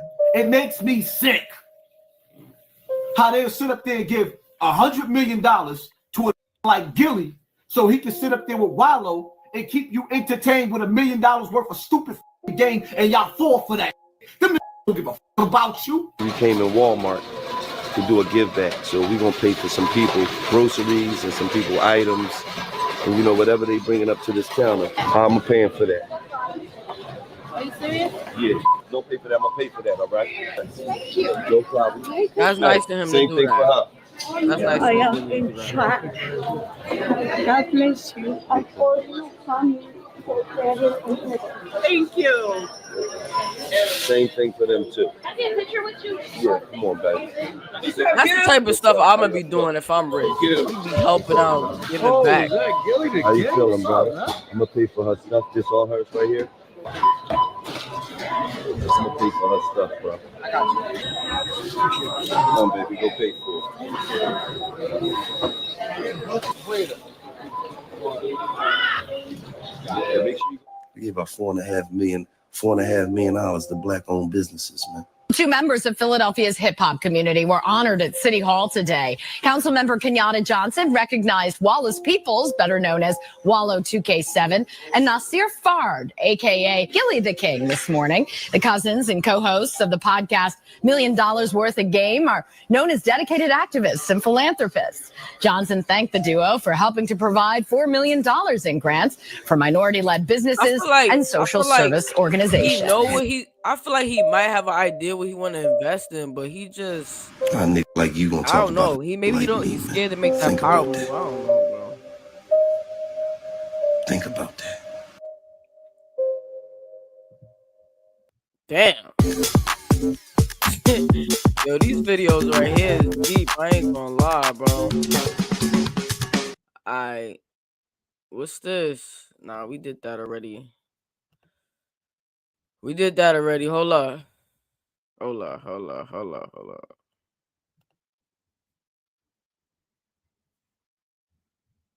on. These videos is crazy, bro. I feel like I'm watching like an extended movie right now. You know what I'm saying? What problem is that? What's it do? It look like we ain't do this one. That man. Wait, what? After I had beef. Wait, what? All I heard was Mac Main, yo. He cool as hell. What he do? Shout out to Mac Main. He showed mad love to my channel, bro. Hold on. Damn, I'm fried. What I was doing, I forgot. Oh wait.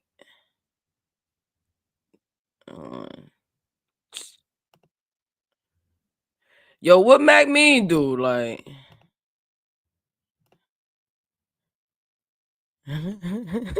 what the hell's happening? If I shoot you, I'm brainless. But if you shoot me, you famous.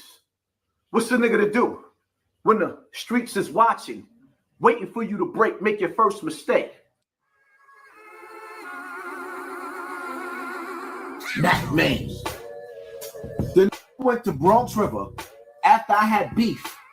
There's a video on YouTube that he uploaded all over the internet of me backing out my Bible. He puts this video on the internet. So you gonna tell me that that's not snitching? Feds can still come knock on my door and ask me questions about that. Why you put a video up on me with a gun? Why did you put that up? I put 15 seconds out of that video. 15 seconds. It's way more video. Pussy. Luckily for Hassan and the young man that approached him in Bronx River, things didn't escalate, and both of them kept their freedom. Where is this coming from, bro? Shout out to Hood Horrors, bro. My son got the content. And most importantly, their lives. For most people, a situation like that, caused by something disrespectful they said online, will lead them to make at least an effort to be more mindful of what they said and did online moving forward. But like Hassan has reminded people time and time again, he's different. And in the words of the late Maya Angelou, when people show you who they are, believe them. Yes, absolutely. A person says to you, I'm mean, or I am unkind, or I'm crazy, or believe them. They know themselves much better than you do. This shit is legendary. Don't put me in your box. I'm not you. Bro, this shit Some is days crazy. I want peace. Some days I wake up wanting to kill my. I have 3 businesses that are selling on Shopify. Once I figured out that Shopify, You're not like me. Without skipping a beat, Hassan would get on his YouTube page taunting snack, the young man while chips explaining what happened during the confrontation. You approached me. I stops the conversation, backs out my holy Bible about to give you some scriptures. I'm standing there with my holy Bible about to read Shorty some scriptures. I got the drop with my Bible about to read him some scriptures. Shorty didn't pull. So now I'm doing, you know what I mean? I'm reading body language now.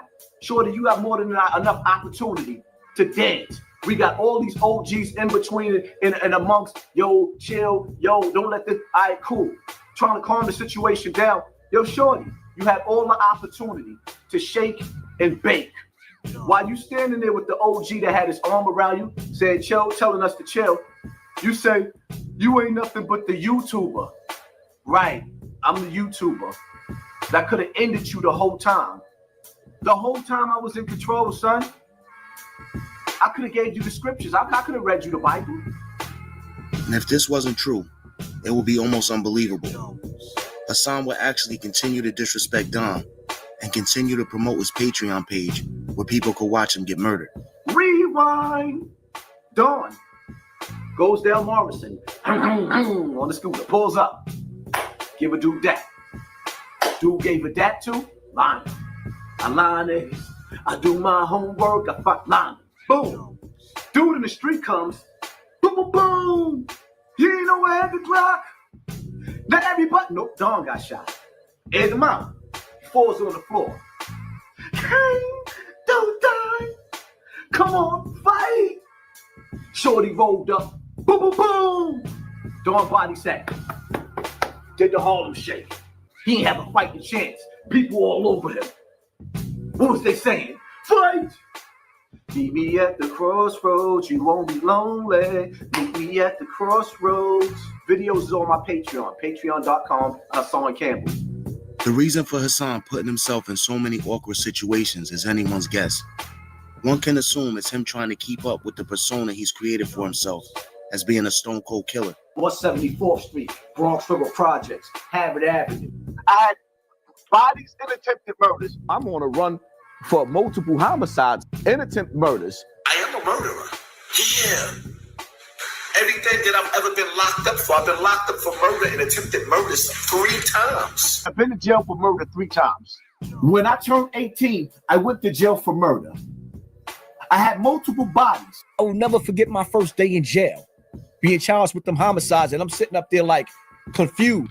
To Hassan's credit, he actually did provide paperwork that proved he was arrested in 1994 and charged with murder in the 2nd degree and assault in the 1st.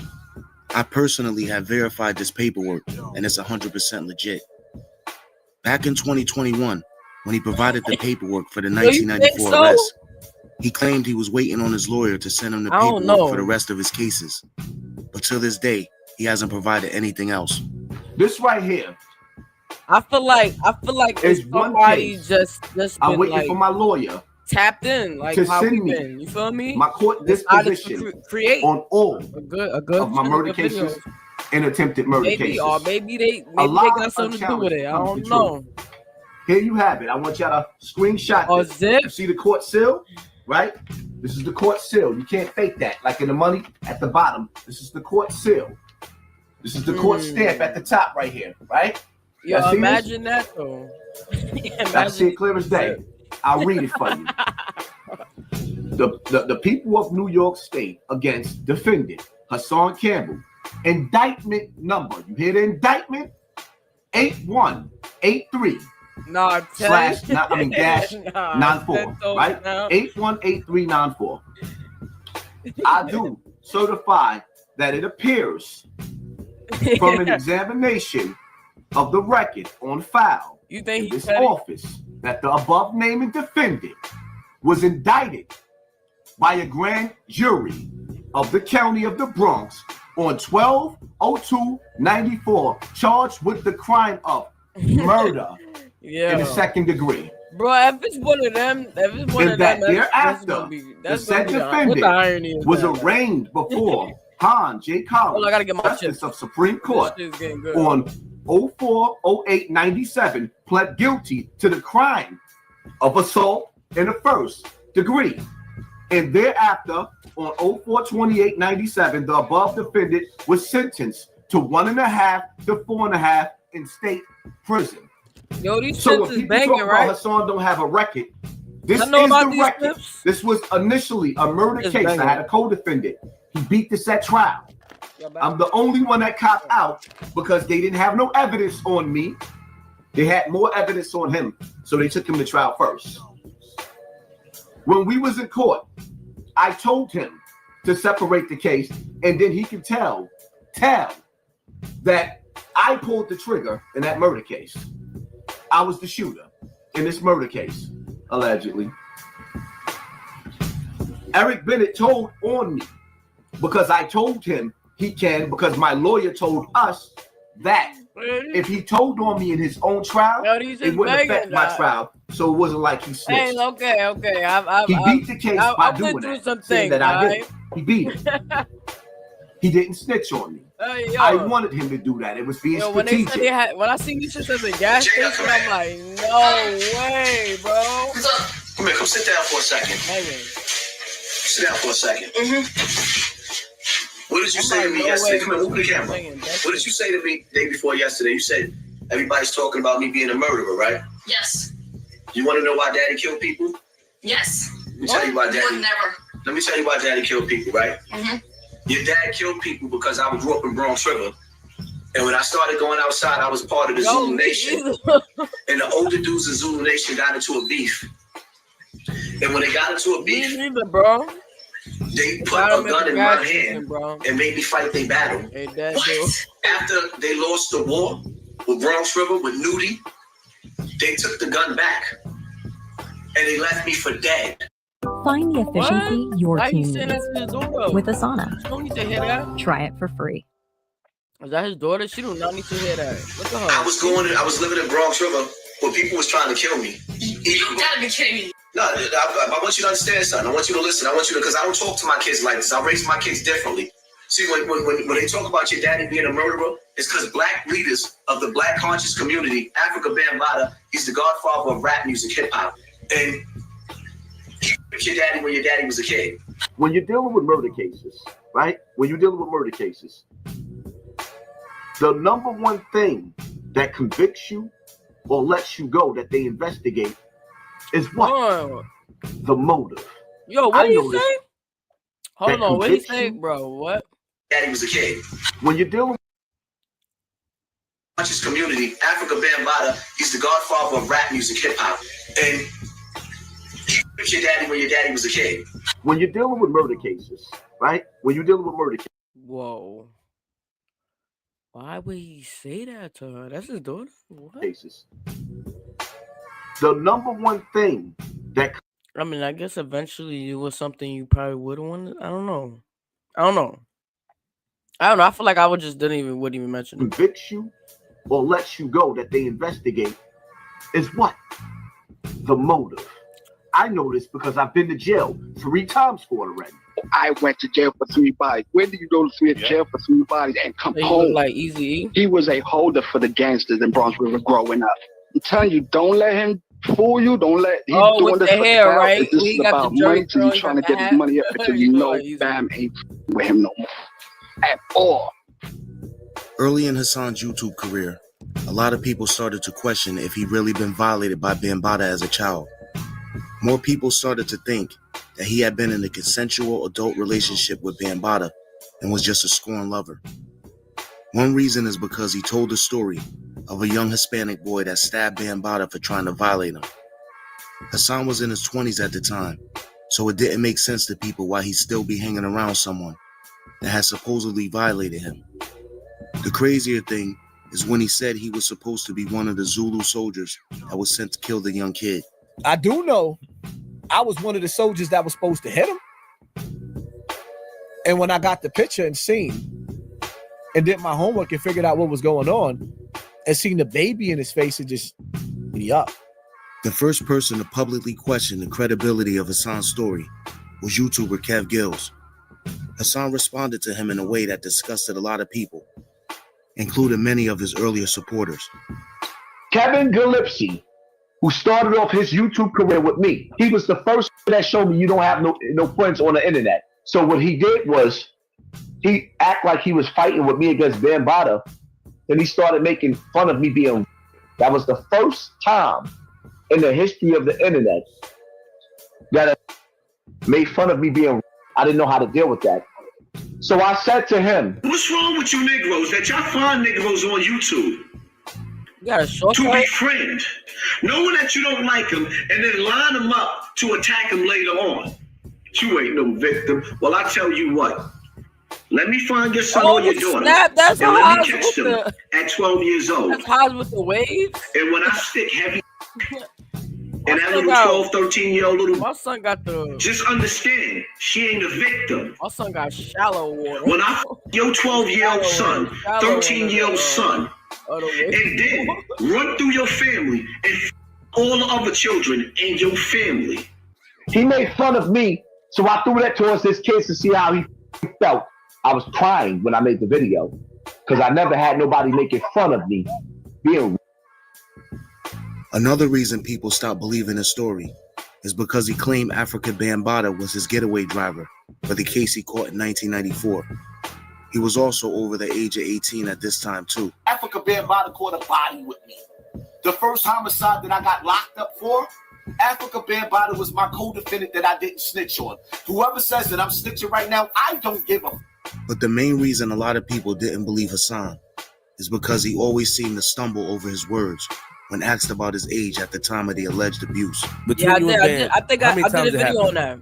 Like touching you and doing all that. I did a video on that. Like, man, I can't give you a number. That's what I'm saying. Like, it was, I want to know a time frame. About like 3 years it was going on, 2 years it was going on between you and. I say probably about 2 or 3. Let's say 3. All right, bet. Honestly, what age? Or you? Honestly, I don't really remember, but I know it was like it maybe my probably maybe 15 years old somewhere like around there. Probably around. Honestly, it had to be around there when I started going berserk. People going to sit up there and say, well, why you didn't do this? You see what I'm saying? He was like a father to me. I was close with Bam, like really, really close. I don't really remember the first time I went to Bam's house, but what I do remember is my mother be sending me to the store, and I was supposed to come right back from the store, and I would always end up at his house. I would take my time.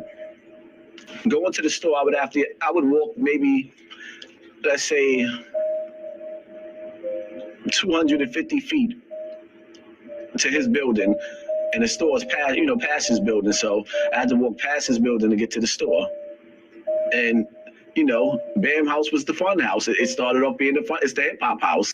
Over the years, many YouTubers have come out and stated their position on the matter. He was 17, 18 years old. So in my mind, ain't no 17, 18-year-old nigga taking over my.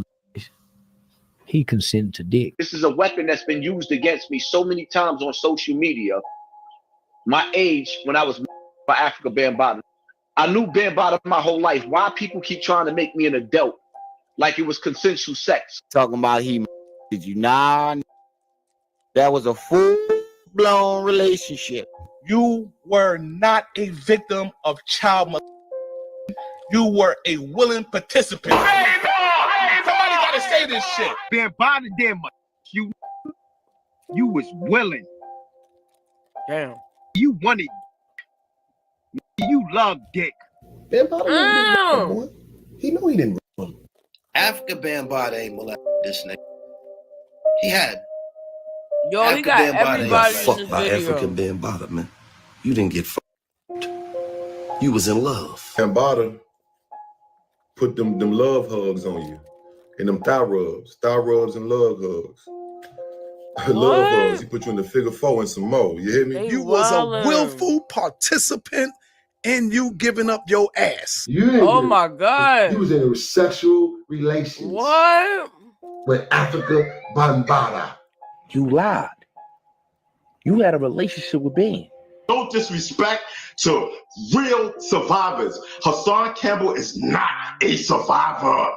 It's a willing participant. Hassan, any bitch Yeah, you I lay saw with, that. First of all, hold they on. have to think in their mind that they laying down. Please don't never ever say you don't want to keep commenting. Keep commenting, all right? All right, this is an open space. I'm not trying to just be watching this by myself. I've done that for the first 6 months of my channel. You feel me? Like, you know what I'm saying? Yo, I had to begin. I had to start off somewhere. Yeah, I was watching this shit by myself. You feel me? Like, now I get to watch it with y'all. With right? And yeah, I saw that. I was watching that. Trisexual. You're not even a Word bisexual. too. You a I was there watching trisexual. that. The freaky side came out, and that's why he kept calling her about her boyfriend. Yeah, That's just what it was. People make fun of my past trauma chat, bro. and my situation with Africa Bambaataa. Yo, I got a and Twitch too. They laugh. But real men, alpha men. Hold on, yo. We gonna continue. I'm locked in on this video. I'm really locked in, y'all. But I got a Twitch too. I want to be in on a Twitch because you could do more stuff on Twitch. You could smoke, you could play music and stuff like that. So don't find that funny at all. It's not a laughing matter. He said that man, he didn't start out just pushing off in his ass. Whoa. He started out, he gave it a turn. I remember what the boy said. It was an interview. The boy said, he called him, he said that Bambaataa was thigh him. Meaning he'll make him lay on his belly and keep his thighs tight together and push that up between his greasy thighs. Go in the description, you're going to see all my links, my Instagram and everything. Look. In the past at college, I've struggled with overusing the same words again and again in my essays. I do a lot of... Yo, the links to all my other stuff is in my description, like my Instagram, my Twitter, my Twitch. I'm just freshly trying to get on Twitch, you feel me? Because you could do way more stuff. There's no guidelines. Like, we growing here. You know what I'm saying? I don't like to be like, limited, but yeah, all of that. So y'all go lock in on that. Go to the description. Get out of here, double kick. Yo, what my son doing right now? What's wrong with you? Where's your honor at? Where's your honor at? Huh? I snatched it. I stumped it out. He's this gay. He don't want to. He's a disrespect to the LGBT. He's troubled by him being a closet homosexual. We don't give a damn about Hassan Campbell. Nigga been in the ass by African Bambaataa. Good. Been wrong in the ass by a nigga with an African dick. Boy been fucked up ever since. Nigga got a big asshole. In order to get a big asshole, you gotta take some stretching and some pain and some shit that's some unhuman like shit you got to go to stretch out that ass. The boy ass done been stretched out. So there's pain that he can withstand like no other man can take. The boy can damn near have a baby. I believe Hassan Campbell was deeply in love with Africa Bambaataa. I believe all of that. What your little cheeks was doing when that nigga was dying, Hassan Campbell? What your little cheeks was doing? Goodness. You still hear that sound, Hassan Campbell? This reminds you of anything, Hassan Campbell? Yo. Next thing you know, he loved the man. We know it because African Bambaataa plucked you. The whole world know you like. The whole world know that. I want to get a bullhorn. Oh my goodness, yo. And yell loud as possible, as loud as I can to the LGBTQ community. Whatever. Get this ball, man. LGBT, BQ, whatever y'all are. LGBT. Get him. Come on. Not letting this man harass other men. Boom ba ba boom boom. He didn't even say it right. Ba boom boom. Boom ba ba boom boom boom ba ba boom boom. Hassan put a lot of YouTubers on their feet. On their feet, so every single one of them see him dissing him and help him get started except Gillian. Yo. Leave me the fuck alone. Everybody turned on him, but it's not. It's like I don't know. He's pushing people away. You know what I mean? He's saying crazy shit in his videos. We're going to see how long it takes for us to hit all 200 plus destinations where you get data. Unlimited plus from Google Fi Wireless. He be wildin', bro. We need you. Yo, we didn't watch. Shout out to Hood Horrors, bro. We didn't watch all the parts. I think we got a few more. I'm locked in on this. You know what I'm saying? Hold up.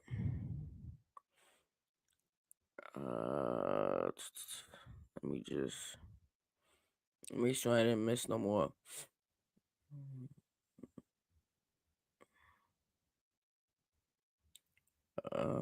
Did we do this? Full video. What is this? Guys, and say that I got bombs and guns in my house. What? Yo. Y'all came in my house already and raided my house on 12. Okay. Wait, did we do this one already? Prank call. We checked the house. We didn't raid it. No, y'all raided the house. You sent SWAT. Then y'all did we do this one? You swap what the search warrant and the arrest warrant. You say raid. If you want to put on record, then that's not raid. What I'm saying to you is, how can I help? Yesterday, the dog. Y'all came to the house behind the dog. Yes. Now today, and yesterday after y'all left, every restaurant in town has been delivering food to my house. Someone's messing with you. Yes, and now here's the problem, right? Here's the biggest problem. They're saying that they're going to make accusations of me beating my kids. People on the internet. Okay. And they're saying that they're going to call you guys and say that I got bombs and guns in my house. Okay. So now what I have to do is make sure if I'm outside running around, taking care of errands, working, going to the supermarket, I don't need my door kicked in because somebody on the internet decided to call you guys and say that I got bombs in my house or guns or that I'm beating my wife or beating my children. So I don't want to come home. And when I come home, there's police all in my house and my doors. Yeah, he got PTSD. So this is why I'm sitting here and I'm coming to you guys because, like I said, y'all already came to the house. My son 2 times. Everybody's against him. And right after you leave, every restaurant yesterday and today, and see, I don't even understand why they call them the restaurants because that don't affect me. You got these people cooking their food, trying to keep their restaurants open, and they're sending food to my house that I'm not paying for. So it's not affecting me, but at the same time, it is affecting me because the next steps and stages, that's not going to work. That's not going to hurt me. Here's the thing: if anybody make a falsified call to your place, and we'll investigate. If we can track them down, we'll make an arrest. If anybody make a falsified report, right? But we cannot not take reports. What I'm saying to you is, yes. Hold on, I'm sorry. Like I said, we'll take. I mean, we all know about the situation. So anybody call about something involve your residence or you, we'll actually screen it more to see, hey, is this legit or not? But however, whatever the report, we still have to take it.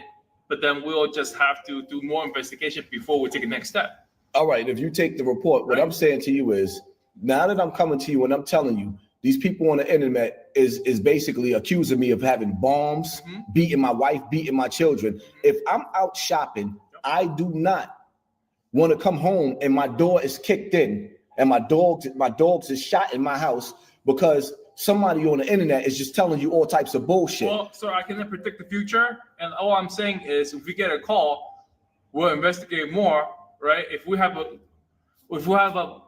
real threat that we can prove, yeah, we're gonna go. But then you know what? If we don't have a search warrant, we're not gonna kick in your door. You know what I mean? That's all I'm trying to make sure because at the end of the day, it's 2 times y'all done been in my house. Now everybody from every restaurant in this town is coming in my house. I got the videos in my phone. I've been recording everything for my lawyer.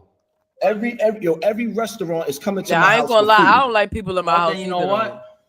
And then I have enemies. I don't like people in my crib. Complain from any restaurants. But as for your concern about police busting down your doors, kicking in, or shooting your dog, that's the few. I cannot predict that.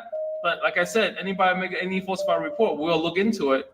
And any report about you and your residence, we will investigate and we'll make sure that it's legit before we take more actions.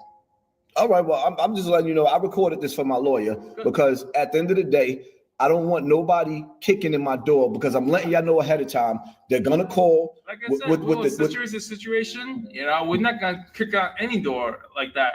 We will look into how credible the information is first, and then we'll act on that. So what happens if I'm not home and there's a call and my family is out? And this is my problem because if I'm home, y'all see I open up the door. I come outside, I deal with y'all if I have to deal with y'all. But what happens if I'm not home and y'all want to get in my house? We have your cell phone on record. You gave us your contact information, right? Yes. So if we got there, no one's home. You know what? We'll just take a look. Give you a call. Hey, what's going on? You have to kick in my door to take a look.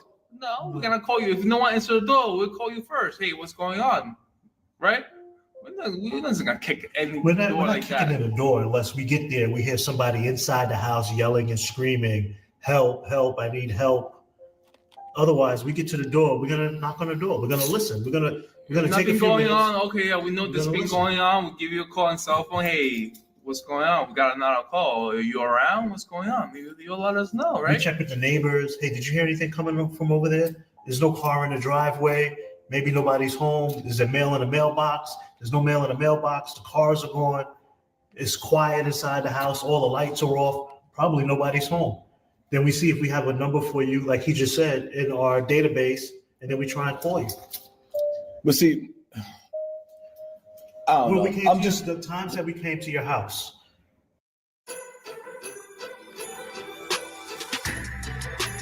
Well, they swatted his crib. And he just trying to make sure they don't do it again. Damn. We didn't kick in the doors, right? No, y'all had guns pointed at me, handcuffed me, went through my house. My daughter's in the back room scared to death. That was the first time that was the first time that you guys came. The FBI been in my house, but they didn't do that. When you guys came, my whole house being surrounded, I committed no crime. I was treated like a criminal. I was humiliated in front of all my neighbors. About the police department going there thinking about someone is getting hurt, then you're more upset about people calling false information about you. I'm upset. You're more upset about us than the people calling I'm upset because I was that? treated like a criminal. Is that what you're telling me? You're telling me that you're more upset at the police department than the person that's making false calls on you. What I'm upset about is no. I want y'all to give me satisfaction as far as telling me that I don't have to worry about nobody. I already told you that anything that calls, we'll investigate even more in depth. Make sure that's more credible. If not, we'll call you. Am I not supposed to be? What he's saying, I think what he's trying to say to you is that, we get the call. The first time we got that call, we didn't know of that situation that exists. Where you have this situation where you do the things you do and you got these enemies and stuff like that. That was our first contact. That's the first time that happened with us, with you. So when we get a call like that, let's just say it's not you, it's anybody in the town, we come out in force because we're concerned about our residents. You're a resident in the town of Greenburgh. You pay taxes to the town of Greenburgh. You're going to get an A1 response. You call, even though it wasn't you calling, it was somebody else making a false report. If, let's just say your family was in danger at that time, that's the response that you would have been getting if you and your family was in danger. All of us coming to protect the family that's there. We get a report of something bad happening, we came out. So what the fuck he wants now them to do? We're aware of your situation. We all know about it because it was a big to-do. That doesn't happen every day here. Right. So the majority of us are aware of that situation. When your address comes up in our computer system, it has a call history. And actually flagged, so we know. The dispatchers will see. Make sure we do our diligence. We were there on such and such a date. So when they give that call out, they're going to say, let's say they call and say there's a man with a gun at such and such address. The dispatcher is going to say, respond to such and such address, report of a man with a gun. Be advised, this premise is flagged for X type of past activity. That's what I wanted to know. Thank you. So we're going to, and even the cops that are going, they're going to ask, what's the premise history? Because we do that with all. When I go to a call, I want to know what's the history in that house before I get there. Right. All right, what's the end goal? They're going to put that information out. So are we going to come and be cautious? Yes. We're going to always be cautious because you got beef with people. Right. What if those people show up at your house? Right. What if they really show up? Right. If you're not even dumb, if your good neighbor is calling and see someone outside your house, they're calling us. Right. But we still gotta go. We gotta be more cautious. We gotta ask more questions about it. But we still have to go. All right, I appreciate all I want y'all guys to do is just let everybody in the station know that if it's a call, you know what I mean? Because it's like, if I leave out, I go to the store, my daughters is in the house, you know, they might be watching some TV, I'm at the store. I just don't want my door being busted in and my babies are scared. You know, I don't want them to see this type of stuff no more because we are a legitimate family. I don't commit crime. The most I might drink a beer in public or something like. I mean, come on, man. I'm not committing no crime. We're not kicking it. All right, so without a verification. Moving on to the next one, bro. I don't want to hear Haas. I'm sorry. Respectfully, Hood Horrors. That one wasn't it for me. You know what I'm saying? Maybe it's because the way my mind work and I don't feel like looking at the cops all day, like the whole video, like that's just blow minds. But I think we got one more part. So let's do that one real quick. Hold up. Let me find it first. Wait, I thought we had one more. Hold on. Oh, here we go.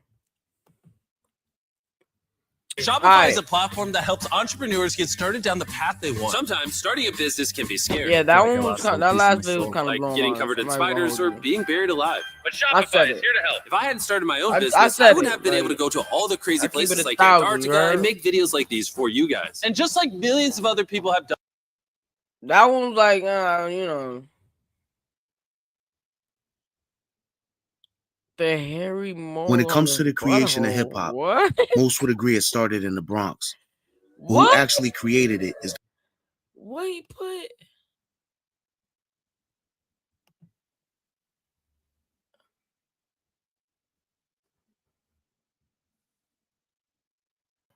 When it comes to the creation of hip hop, most would agree it started in the Bronx. But who actually created it is the cause of many disagreements. Some say it started on 1520 Sedgwick Avenue by DJ Kool Herc in August of 1973.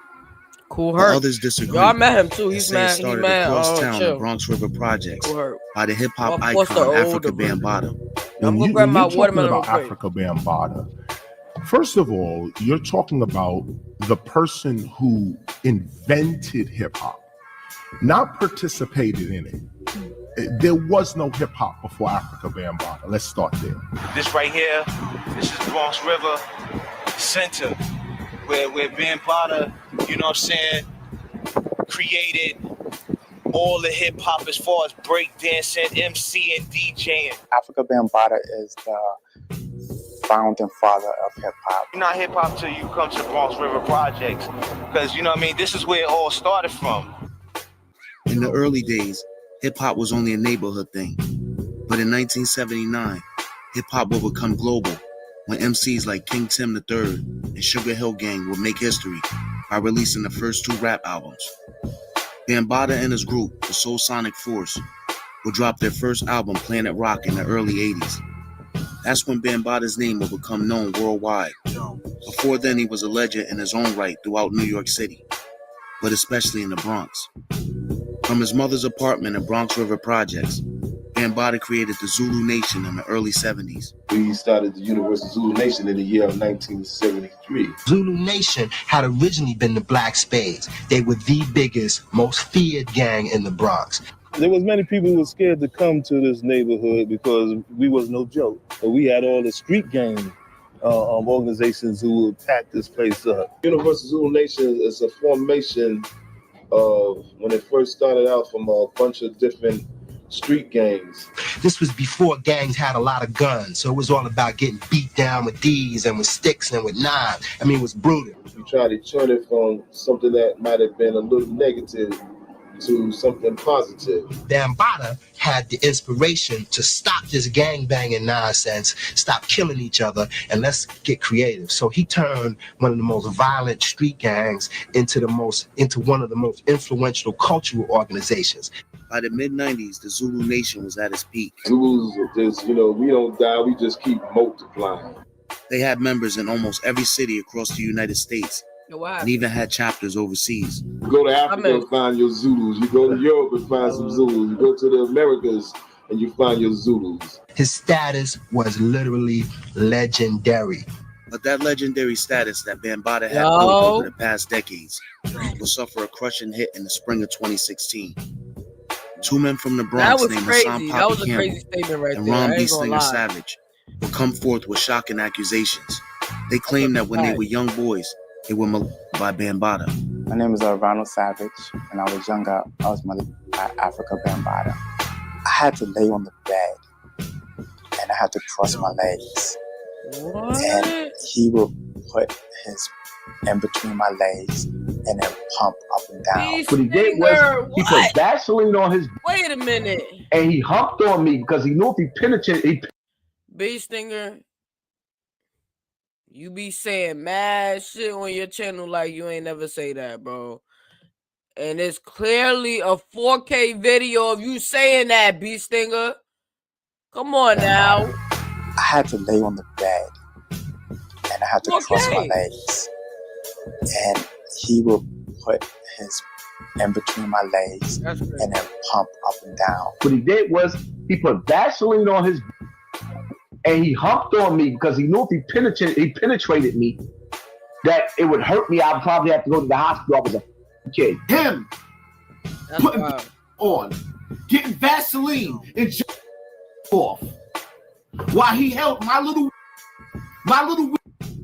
at 12 years old, while he was holding my little he would himself off. I ain't touched this brother whatsoever. The news will send a shockwave throughout the hip-hop community and rock the internet. I'm in the Apollo. We in the Apollo. Lord Jamar comes over to me and said, yo, Sam, I know you heard about what happened to Africa Bambaataa.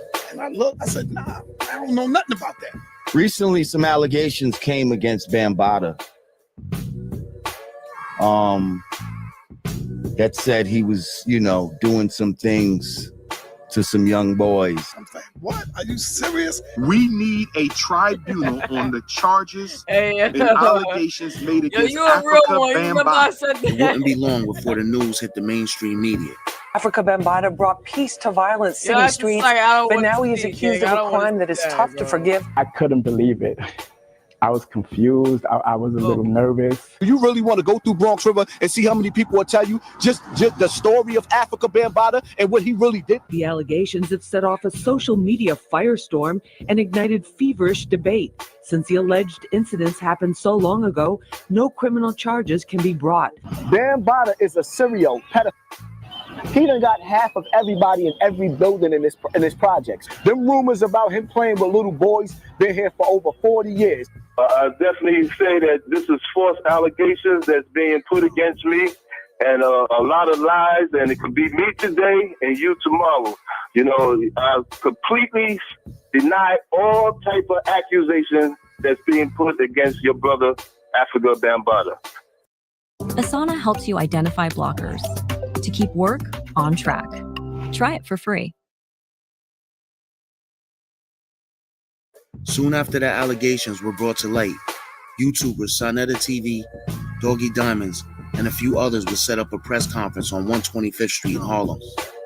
Ron Savage and Hassan will speak at the press conference, both doubling down on their accusations. And at the end of the day, I know what it feels like as a man to go through, to experience this shit.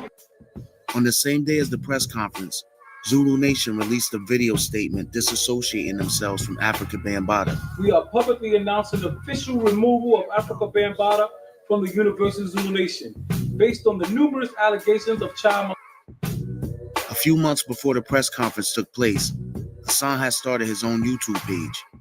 The page was supposed to be dedicated to helping children that had been. I came on YouTube with a message.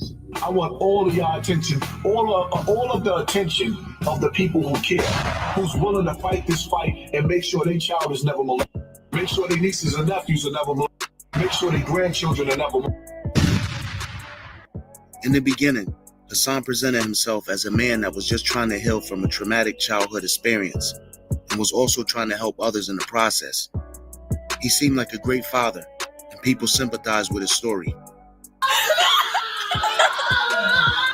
don't care what people say about my dad, but my dad is the world. Did you just crash my party, you little punk? Hassan would speak out often against child molestation, but most of his online advocacy was done through Facebook because his YouTube page had just been started. Hassan would even get involved in community-based activism, addressing the issues that plagued his community of the Bronx. When Deborah Danner, a 66-year-old black woman, was shot and killed by the police in October 2016, Hassan and Ron Savage would join with my son to protest in front of the 43rd precinct. Police shoot and kill an emotionally disturbed woman inside an apartment building in the Bronx. It happened just after 6 o'clock last night on Pugsley Avenue near Randall Avenue in Castle Hill. Police say officers responded to a call of an emotionally disturbed woman acting erratically. Yo, what's the When they got vibe? there, they found a 66-year-old What's good, woman gang? with Welcome scissors. back, bro. They say a sergeant talked the woman into putting the scissors down, but then she grabbed a bat and tried to hit him with that. That's when he shot her 2 times. Neighbors say the woman appeared to be mentally ill and are questioning the cops' use of excessive force. That could have been my grandmother. That could have been your grandmother, man. 66 years old. How many more of our women and children will be gunned down on our watch? Not on my watch. Today, at the 43rd precinct, some of the brothers gathering up, to protest, to say, not on my watch, this is not going to happen. Come out and tell these police officers, these racist-ass, pig-ass police officers, you're not going to come in our community and keep gunning down our women and children. If we don't get it, shut it down. If we don't get it, Shut it down. If we don't get it, Shut it down. I said if we don't get it, Shut it down. What do we want? Justice. What do we want? Now, Officer Berry. Fire Officer Berry. Fire Officer Berry. Fire Officer Berry. Fire Officer Berry. Fire Officer Berry. The following year, Hassan would receive. Yo, that's the Hassan I like. You know what I'm saying? Out there with the people, you feel me? He was with my son, and now every few months, he's talking about how my son ain't shit. You know what I'm saying? And like, bro, like this is, like what happened? Yo, Hood Horrors just broke everything down. That's crazy. An award for his continued fight against sexual abuse. To many victims, he had become their voice. It was around the same time as him receiving the award that Hassan's YouTube page would become monetized. Gradually, he would begin to post less on Facebook and focus mainly on his YouTube page. I didn't even know he was on Facebook. Soon after Hassan's page became monetized, his focus would shift from speaking out against molestation to covering celebrity gossip. His live streams soon became drunken-fueled rants, and he started disrespecting his core supporters who follow him for his original message. I got 12 likes, and I got 130 people who hit that like button. Well, I ain't saying another word. It wouldn't be long before Hassan would start randomly attacking everybody from celebrities to athletes and just regular YouTubers. He would begin his wrath of online attacks by first humiliating Ron Savage. Your face all over the Daily News. The ugliest shit that I ever seen while you crying. This story wouldn't even have no life without me. Nobody never really believed you. And everybody that actually seen you thought you was a joke. They look at your face and they laugh with your ugly self. Look at your Facebook page, homeboy. You ain't got nothing on your page dealing with nothing. This whole situation is crazy. Because everything about Ron Savage was Kaiser saucy. Everything was full of shit about him. My son beast. The online attacks on a fellow alleged victim of Bambaataa left many people confused. Hassan was going to be the face of a movement that was going to look to hold sex offenders accountable. Next, he would start attacking the people that helped him bring his story to the masses. I'm the one that brought Hassan out. Nobody knew who Hassan was. Did y'all know that? His first focus would be on Sonetta. He would accuse him of trying to get him killed after the press conference. He tried to set me up with Bambaataa's lieutenants. I went to meet with him and almost lost my life, meeting with Cy Snake. Sonetta adamantly denied the accusation, but Hassan would continue to accuse him for years to come. Hassan says, yo, I got to go put money in the meter because my meter is running. As he's going to put money in the meter, he bumped into a member that was Zulu Nation, Brother Tafiq. Shout out to Tafiq. Tafiq is always on 125th Street. Tafiq he worked right down the block. That day when Poppy saw you, did Sonetta call you or anything? Or you just happened to be there? I'm always here. Look at you. I'm always here. So that's why you see me out here. I'm always out on 125th Street. My school is on 50th Avenue. Is that right? That's right. He automatically assumed that I called Tafiq on 125th Street to come and kill him. In a sit-down interview with Doggy Diamonds TV, Hassan will make a shocking claim regarding Tafiq. Who is Tafiq? Tafiq was like a brother to me. Okay. He's supposed to be Bam's cousin, and he's also somebody that Bam molested. And how do you know Bam molested him? I saw it. Damn. A few months later, saw Hassan it. would do an interview on the Flip the Script podcast. This would be the Did interview he that just would say he finally give saw Hassan's it? channel the boost it needed. This is a serious episode. I had to get that out the way. I know y'all niggas judge me. What? During this interview, Hassan would allege that he was already being molested before allegedly being assaulted by Bambaataa. What people don't understand is before Bambaataa came along, I was already being molested. The first one to molest me was a girl, and I'll never forget because she for a few years too before Bambaataa came along. And then the second one that was a dude. But the only reason why I don't put him on blast, even though he's a family member, is because he was still at a younger age. You see what I'm saying? And I don't know or never heard of him ever doing any of this shit again. He would also say something in that interview that would be weaponized against him for years. He thought me as a young boy. After describing the act Bambaataa performed on him, his critics would commonly refer to him as Hassan Campbell. He thought me as a young boy, where he basically rubbing his in between your thighs and not going into your, because he probably realized at me being so young, the damage, I would probably have to go to the hospital. It would be after this interview that Hassan's YouTube page would see a significant boost in subscribers. After a few more interviews on different YouTube channels, Hassan's page would continue to gain momentum. By this time, his original objective to address the issue of child was completely non-existent. Instead, his page was filled with random online attacks and wild conspiracy theories. As his rants about anybody and anything continued to ramp up, so did his YouTube following. I made my first $10,000 check off of YouTube. Get your money. You know what I'm saying? Because that's what it is at the end of the day. It's all about the money. I understand. This is why you're not dealing with the Bambaataa situation no more, because that's not going to bring you the views. The more outrageous the statements he made, the more YouTube fame he obtained. You know why Nipsey is dead? That was an industry sacrifice. Hassan is a conspiracy theorist. And what is a conspiracy theorist, family? A conspiracy theorist is somebody who makes a statement and assume that it's facts with no proof. Ollie and Anna seem so perfect. Yo. What people didn't know was she was screaming for help. This marriage's not healthy anymore. I threw my whole life away for her. Hassan's wild conspiracy theories and random online attacks would continue to grow his subscriber numbers. But as his support grew, the number of critics began to grow as well.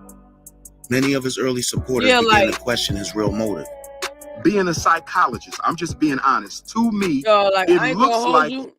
Like, I'm not like it that type of stuff, you know what I'm saying, is not funny. You know what I'm saying? It ain't funny, you feel me?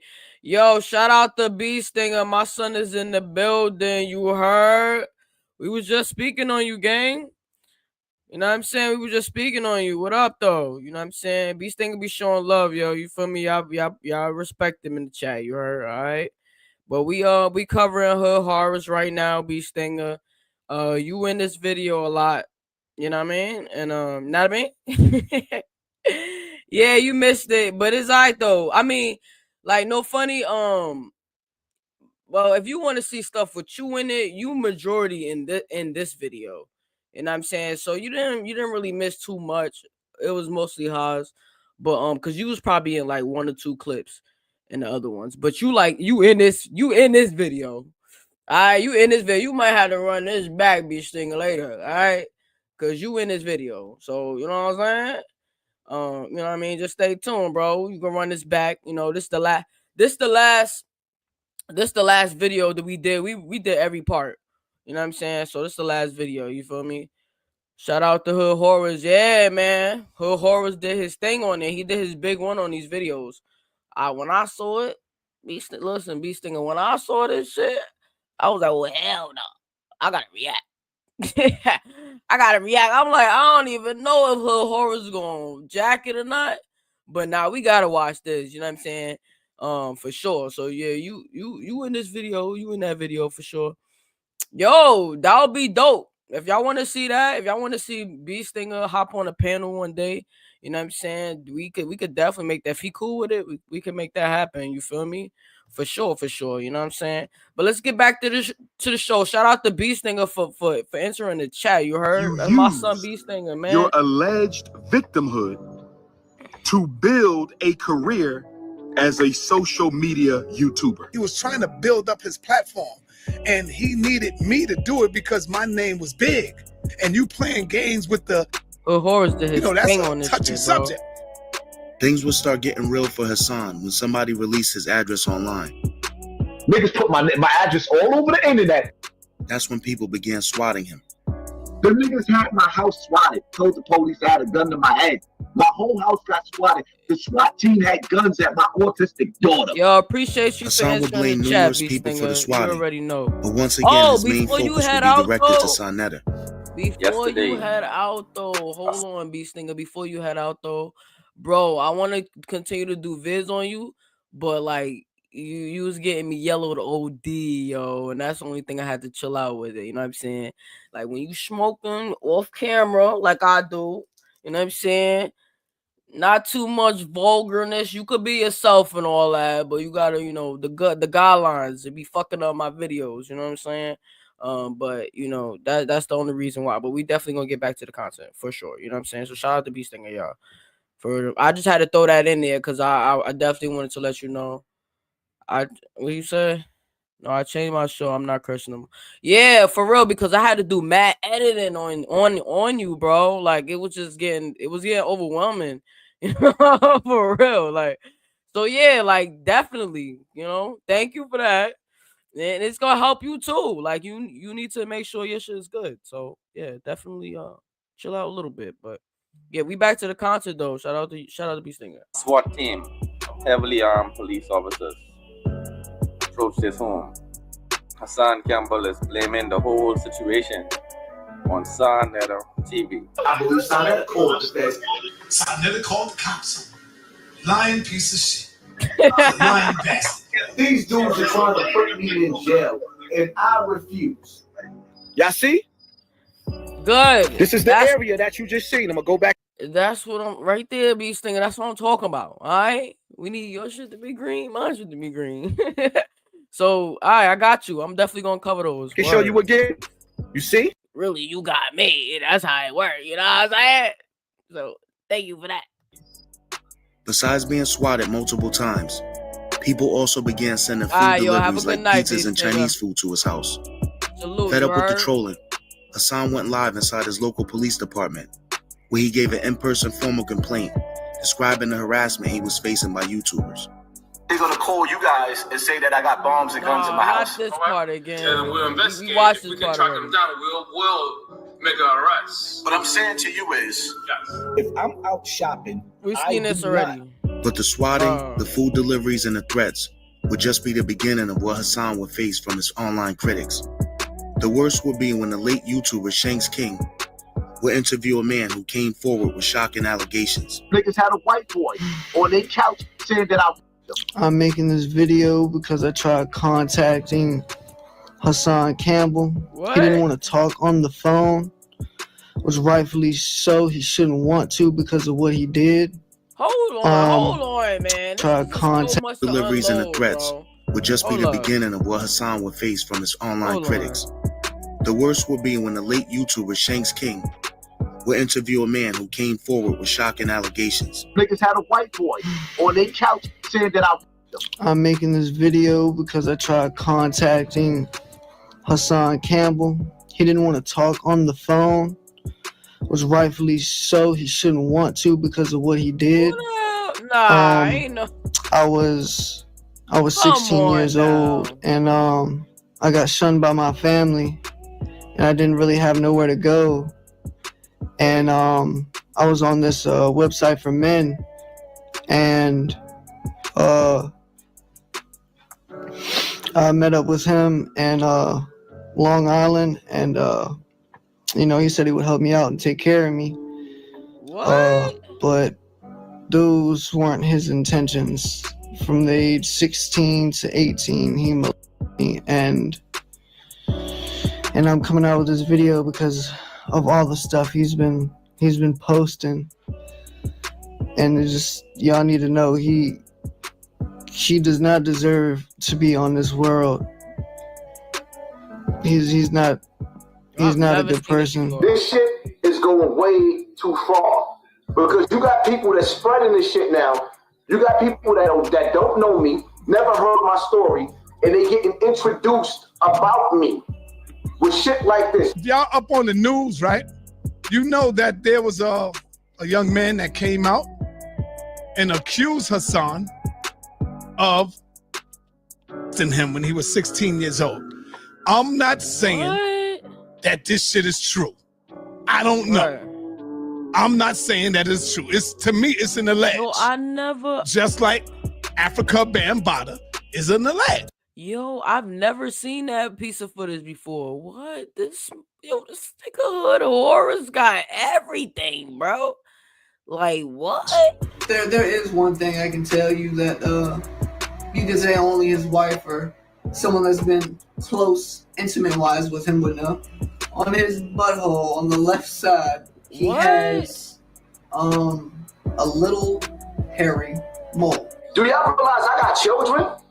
So I got children, and they got to get on the internet. No way, bro. Smearing me like this because I know he didn't just say that. Lily, Hassan's girlfriend, would quickly come to Hassan's defense and denounce the claim of him having a hairy mole on his butthole. Now let me explain something.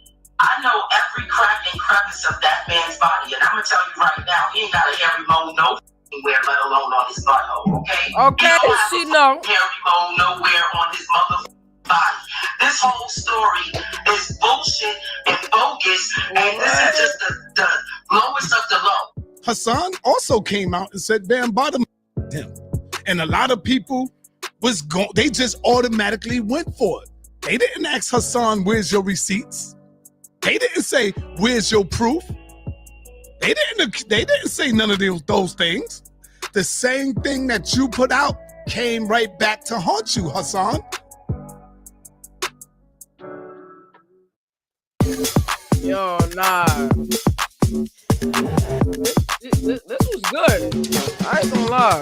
This was good. Let me see. More left?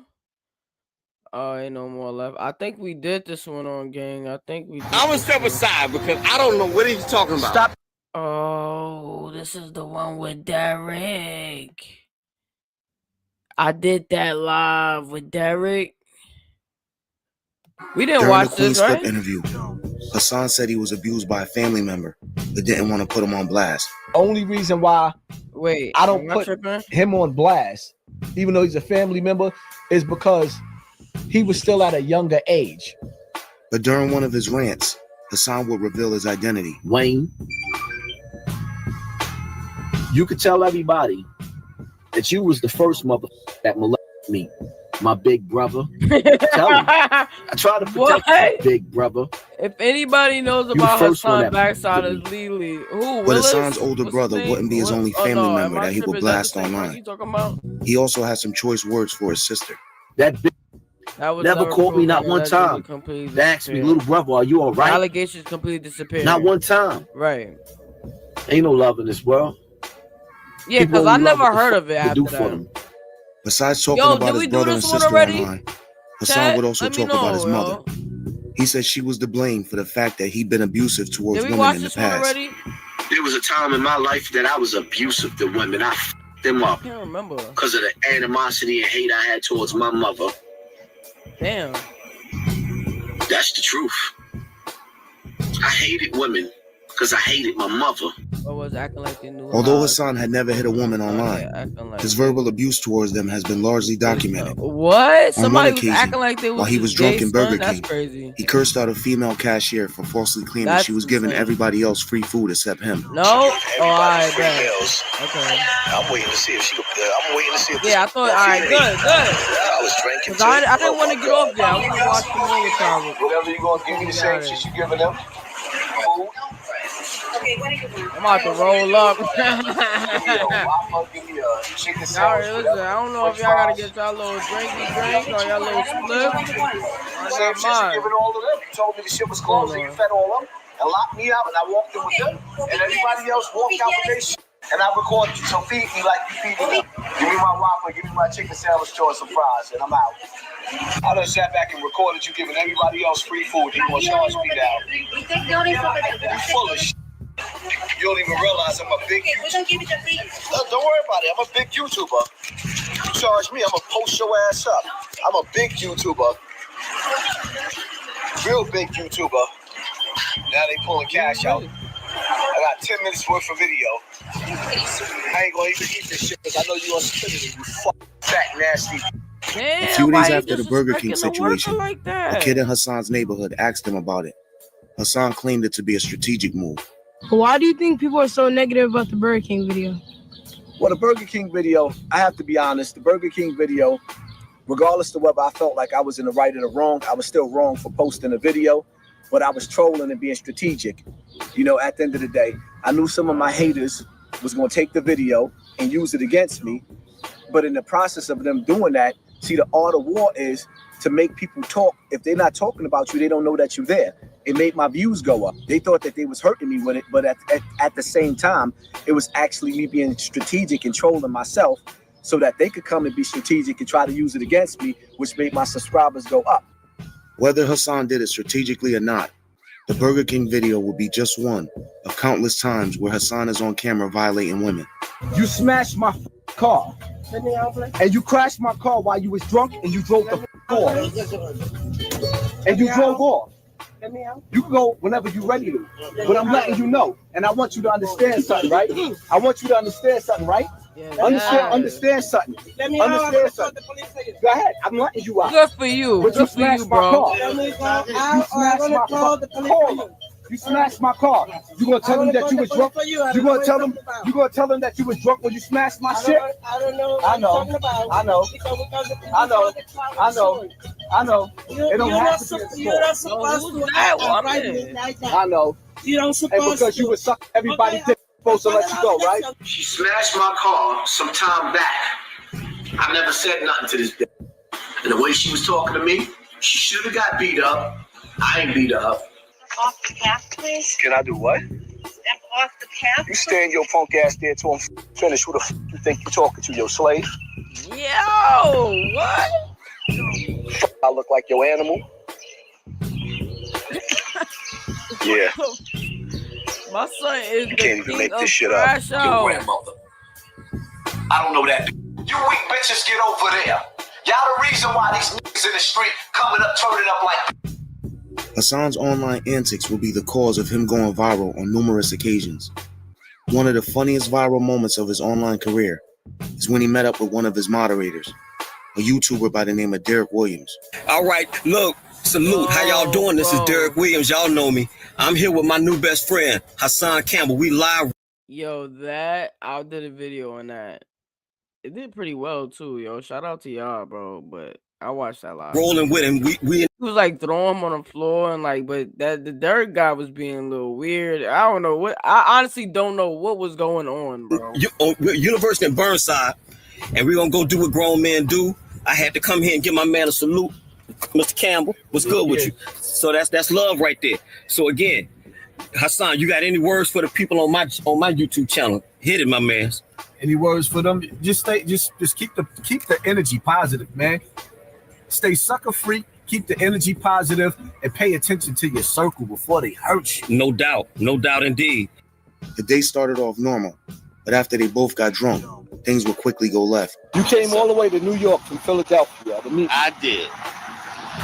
And why are you talking to me? I'm trying to get you home. and you will. And I don't need That's to, crazy but I'll loud. get there.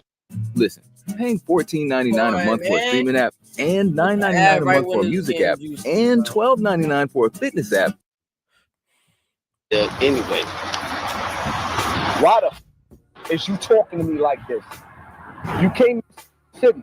I did. I didn't trust you. I know that. And I showed you love. I know that. Then why the you talking to me like this? Because I can. Because you could talk to me like this, right?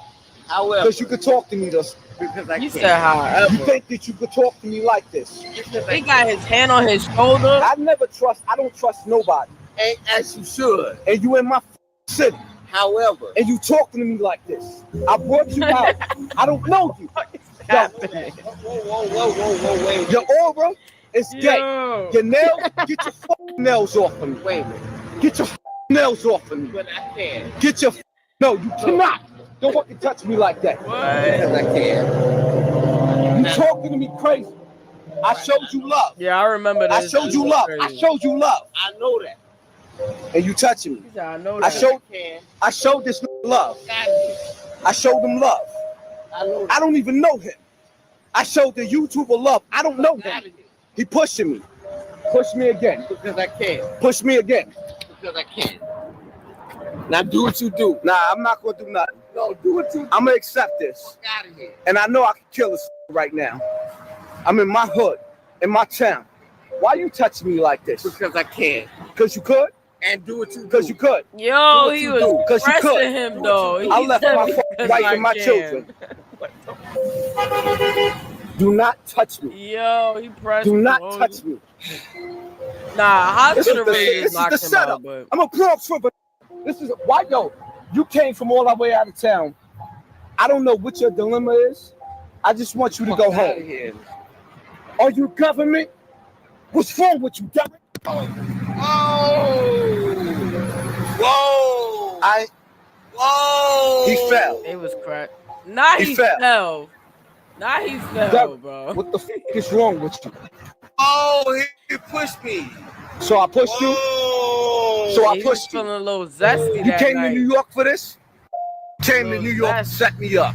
Whoa! Get your Little zesty hand to off the mess. with your long ass nails. Yo, he pushed me. Derek, He said he pushed me. Why would he do that? why would I do that? Yeah, tell me. You in the middle of Parkchester, Bronx I River. don't give a. Why are you would here? do that? Why did you come here? Look, you gotta talk. Why the did you come here? Why? Because I can. Now, Yo, and then like I'm holding myself back. I'm holding myself back because I thought this was yo, then like the music is not the background music is not making it any better, bro. Like what the my brother.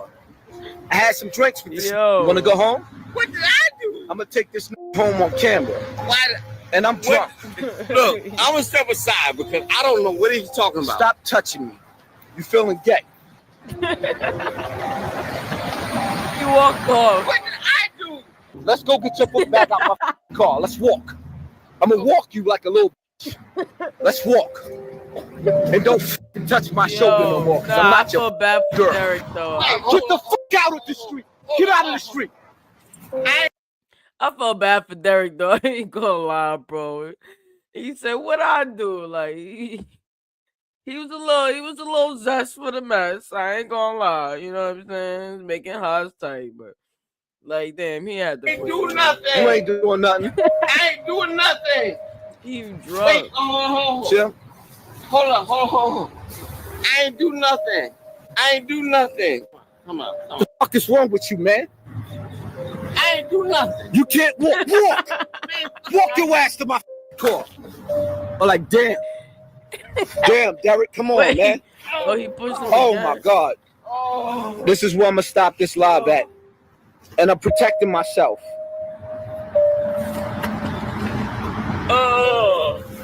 I'm my protecting goodness. myself. He said, I hit the floor like walk. Man. Walk. Walk. Yo, Derek, He in the bushes. Look at him. Derek wilded out, man. Derek was wild. Make bro. 2025 the year you make your brand happy. Derek cannot handle Make his open for liquor. business He happy. can't get a little, Make first. Derek can't get a little drink. What the f am I supposed to do with you? You want to support me? I'm supporting you. You flipped on me. You was talking to me sideways. Show you? You can't even stand up and you can't even remember. This is Derek Williams, supposed to be my brother. I don't even know this. Get the fuck over here, Derek. He know what he doing. He know what he doing. Nah, that's the famous line right there. This is why I don't meet up. Yo, this is Derek. Hood Horror's dead. Put the famous line right there. Get them over here, Derek. You was talking to me sideways. Show you? You can't even stand up and you can't even remember. This is Derek Williams, supposed to be my brother. I don't even know this. Get the fuck over here, Derek. He know what he doing. He know what he doing. Get the fuck over here. This is why I don't meet up. That's the dudes. Famous line right there, bro. That's my favorite line. He putting his hands on me in ways he wasn't supposed to. And I'm like, yo, son, why you touching me like that? Yo. Because I went through what I was going through with Africa Bambaataa. That don't make me one of them. Son was touching me funny. He put his hands around my neck. He was though. Son putting his hands on me in a way he ain't got no business. He put his hands on my ass. Whoa, he did. Why is he touching my backside? I didn't even see that part. Why is he touching my butt? I played myself. And that's basically the long and short of it. And me playing around with him, not good. Oh, hell no. I missed the response video. How did I miss the response video? Because I definitely covered that. Nah. Hood Horrors is really on his shit. Like understanding that he has these issues, but did not get that. Shout out to whoever made them long hours. Because, man, I saw his live, but then he said he had this big old headache and all this other stuff. I got 1 or 2 from them drinks. But I will say this. There is no way, if the roles were reversed, there is no way I would have put that out for the world to see. During his time on YouTube, Hassan's disrespect towards people has seemed to have no bounds. Attacking people's wives, mothers, sisters, and grandmothers has been like second nature to him. In 2019, while once again attacking Sonetta, Hassan would take aim at his wife. You creeping up on 60 years old. Your body is eating itself up on the inside. I don't know what you have, but y'all ain't looking good. You ain't looking good, and she ain't looking good. Stop it, could you please? You look like times is hard. She looked like times is hard. Look at what you laying down next to at nighttime. Damn. Everybody knows what my wife looked like. And then there's your wife. Wow. Oh man. Hassan's mother was gravely ill and hospitalized when he posted that video. He had recently went live crying about not wanting to lose his mother. Sonetta responded to Hassan's disrespect of his wife by going live and disrespecting Hassan's mother. I don't want to lose my mother. Man the fuck up. You're going to lose the... Man the fuck up, nigga. You're going to lose it. I don't want to lose my mama. I don't want to lose my mama. This nigga think he the only one that could bring the pain. You and your mother. That's where I'm at with it. Yo, who's saying His that? mother. I said it again. His mother. I don't give a f about that, and I don't take it back. Oh, it is what it is. I'm standing on that. Whoa. What? Hassan responded by continuing to attack Sonetta's wife. Sonetta, I said use his ugly ass wife to suck with her bald headed ass. Oh no. Tell him I hope he can get over the age here because everybody know that he burnt this wife. The tension that had been building for years had finally come to a breaking point. The beef between Hassan and Sonetta was now beyond the internet. I don't really want to laugh because this is not no joke. But let a YouTube run up on me. T-Bone? Let a YouTuber run up on me and think that shit is sweet. Think my motherfucking shit is sweet. Think my motherfucking shit is sweet.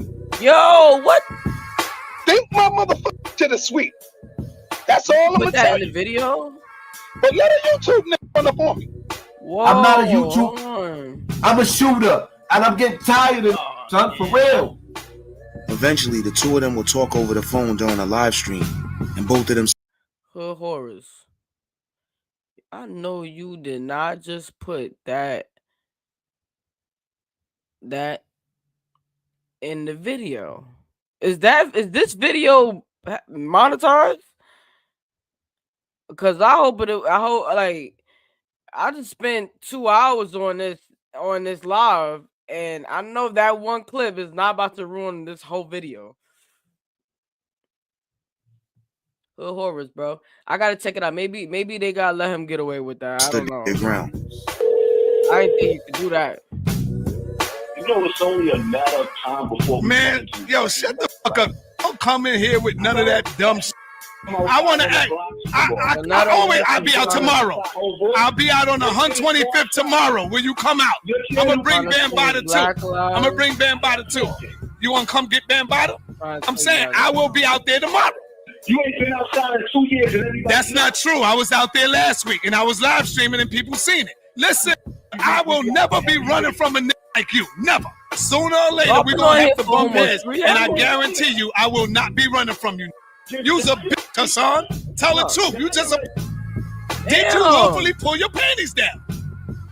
Or did Bambada force you to take them down? What? Answer me, bitch. I'll f you up. What? You know I'll fuck your bitch. Yo, I didn't know he even spoke like that. That's crazy. My son got wild. That's up. Yeah, damn right. And Sarnetta don't fight. I don't fight. No, you won't. You won't get close to me to throw me up. You won't get close to me to throw me up in the air. You won't get close to me to throw me up. But they cool now, I guarantee you that. Like now, are they cool? That's why you was in that car with a gun, and you ain't gonna jail for my house already because you're good jazz. Hassan actually would go to 125th Street sometime after that phone call. But it was early in the morning and hardly anybody was outside. When I pulled up on 125th Street, I pulled up in front of Apollo, where Sarnetta be at, right there. When you want to pull up to my hood, you pull up to Bronx River. In a strange twist of fate, Sarnetta and Hassan would find out they had a mutual family member. They decided to meet up in Bronx River to squash the beef. I'm in Bronx River. This is where the scaffold's at. Yo, where's this? What's the name of this project? Huh? What's the name of this project? River houses. River project, yeah. I ain't gonna lie, yo. They acting like they some YNs. Yo, they acting like they some YNs. Y'all know what YNs are? Young, sir.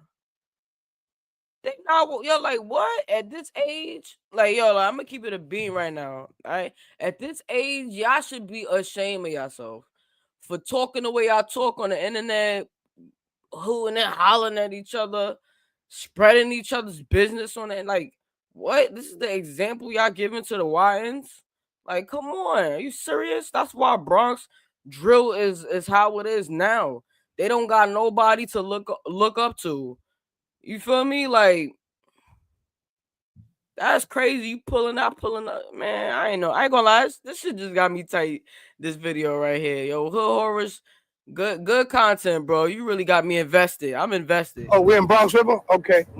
Like, come on. That's crazy right there. So, y'all decided to meet up here. Black. I'm here. Go you don't see no grandchildren. Nothing around me. Right? Like, you don't see none of that. I turned it all around so y'all can see. I'm coming out here to meet a brother. You ever heard of Hassan? Hassan Campbell? Yeah, Hassan. Some people call him Poppy. Right. Thank you, lovely name. Nah. Oh, so you don't need. You live around here? How long you been here? I've been here. And you don't know Hassan Campbell? I'm looking around. How you doing? You ever heard of Hassan Campbell? Hassan. You don't know Hassan Campbell? Poppy? They call him Poppy? What? They, oh, okay. Like, yo, shorty, the mutual family member will be none other than YouTuber 10 Toes Down. I'm going to the store to get cigarettes. Leave me alone. In fact, He was the one that called Hassan to set up the meeting. He's just catching up to the YouTube beef because he's from the streets. Now, if he would have caught this a long time ago, this would have ended because this is immediate family, a bridge between both of us that we both didn't know exist.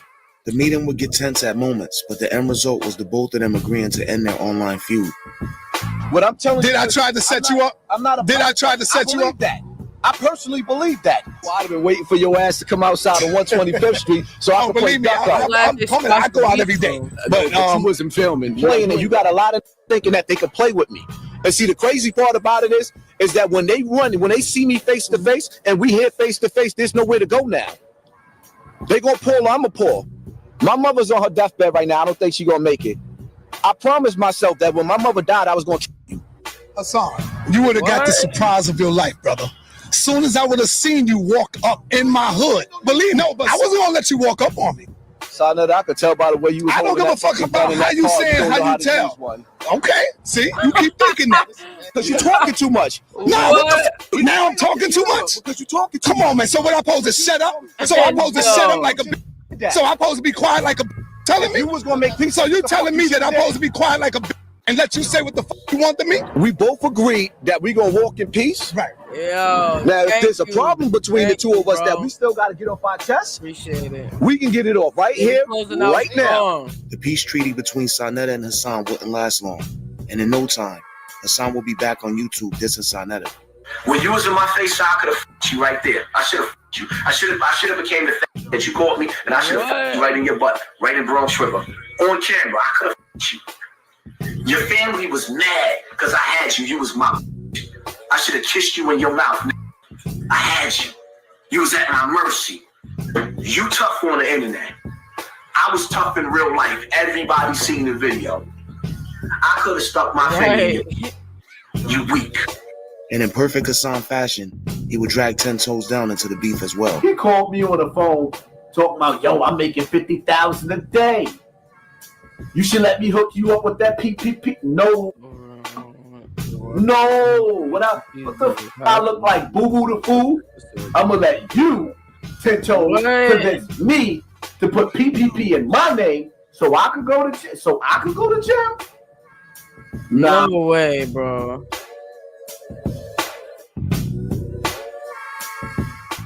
In the past at college, I struggled with using the same words again and again in my essays. I do a lot of writing. We're going respectfully.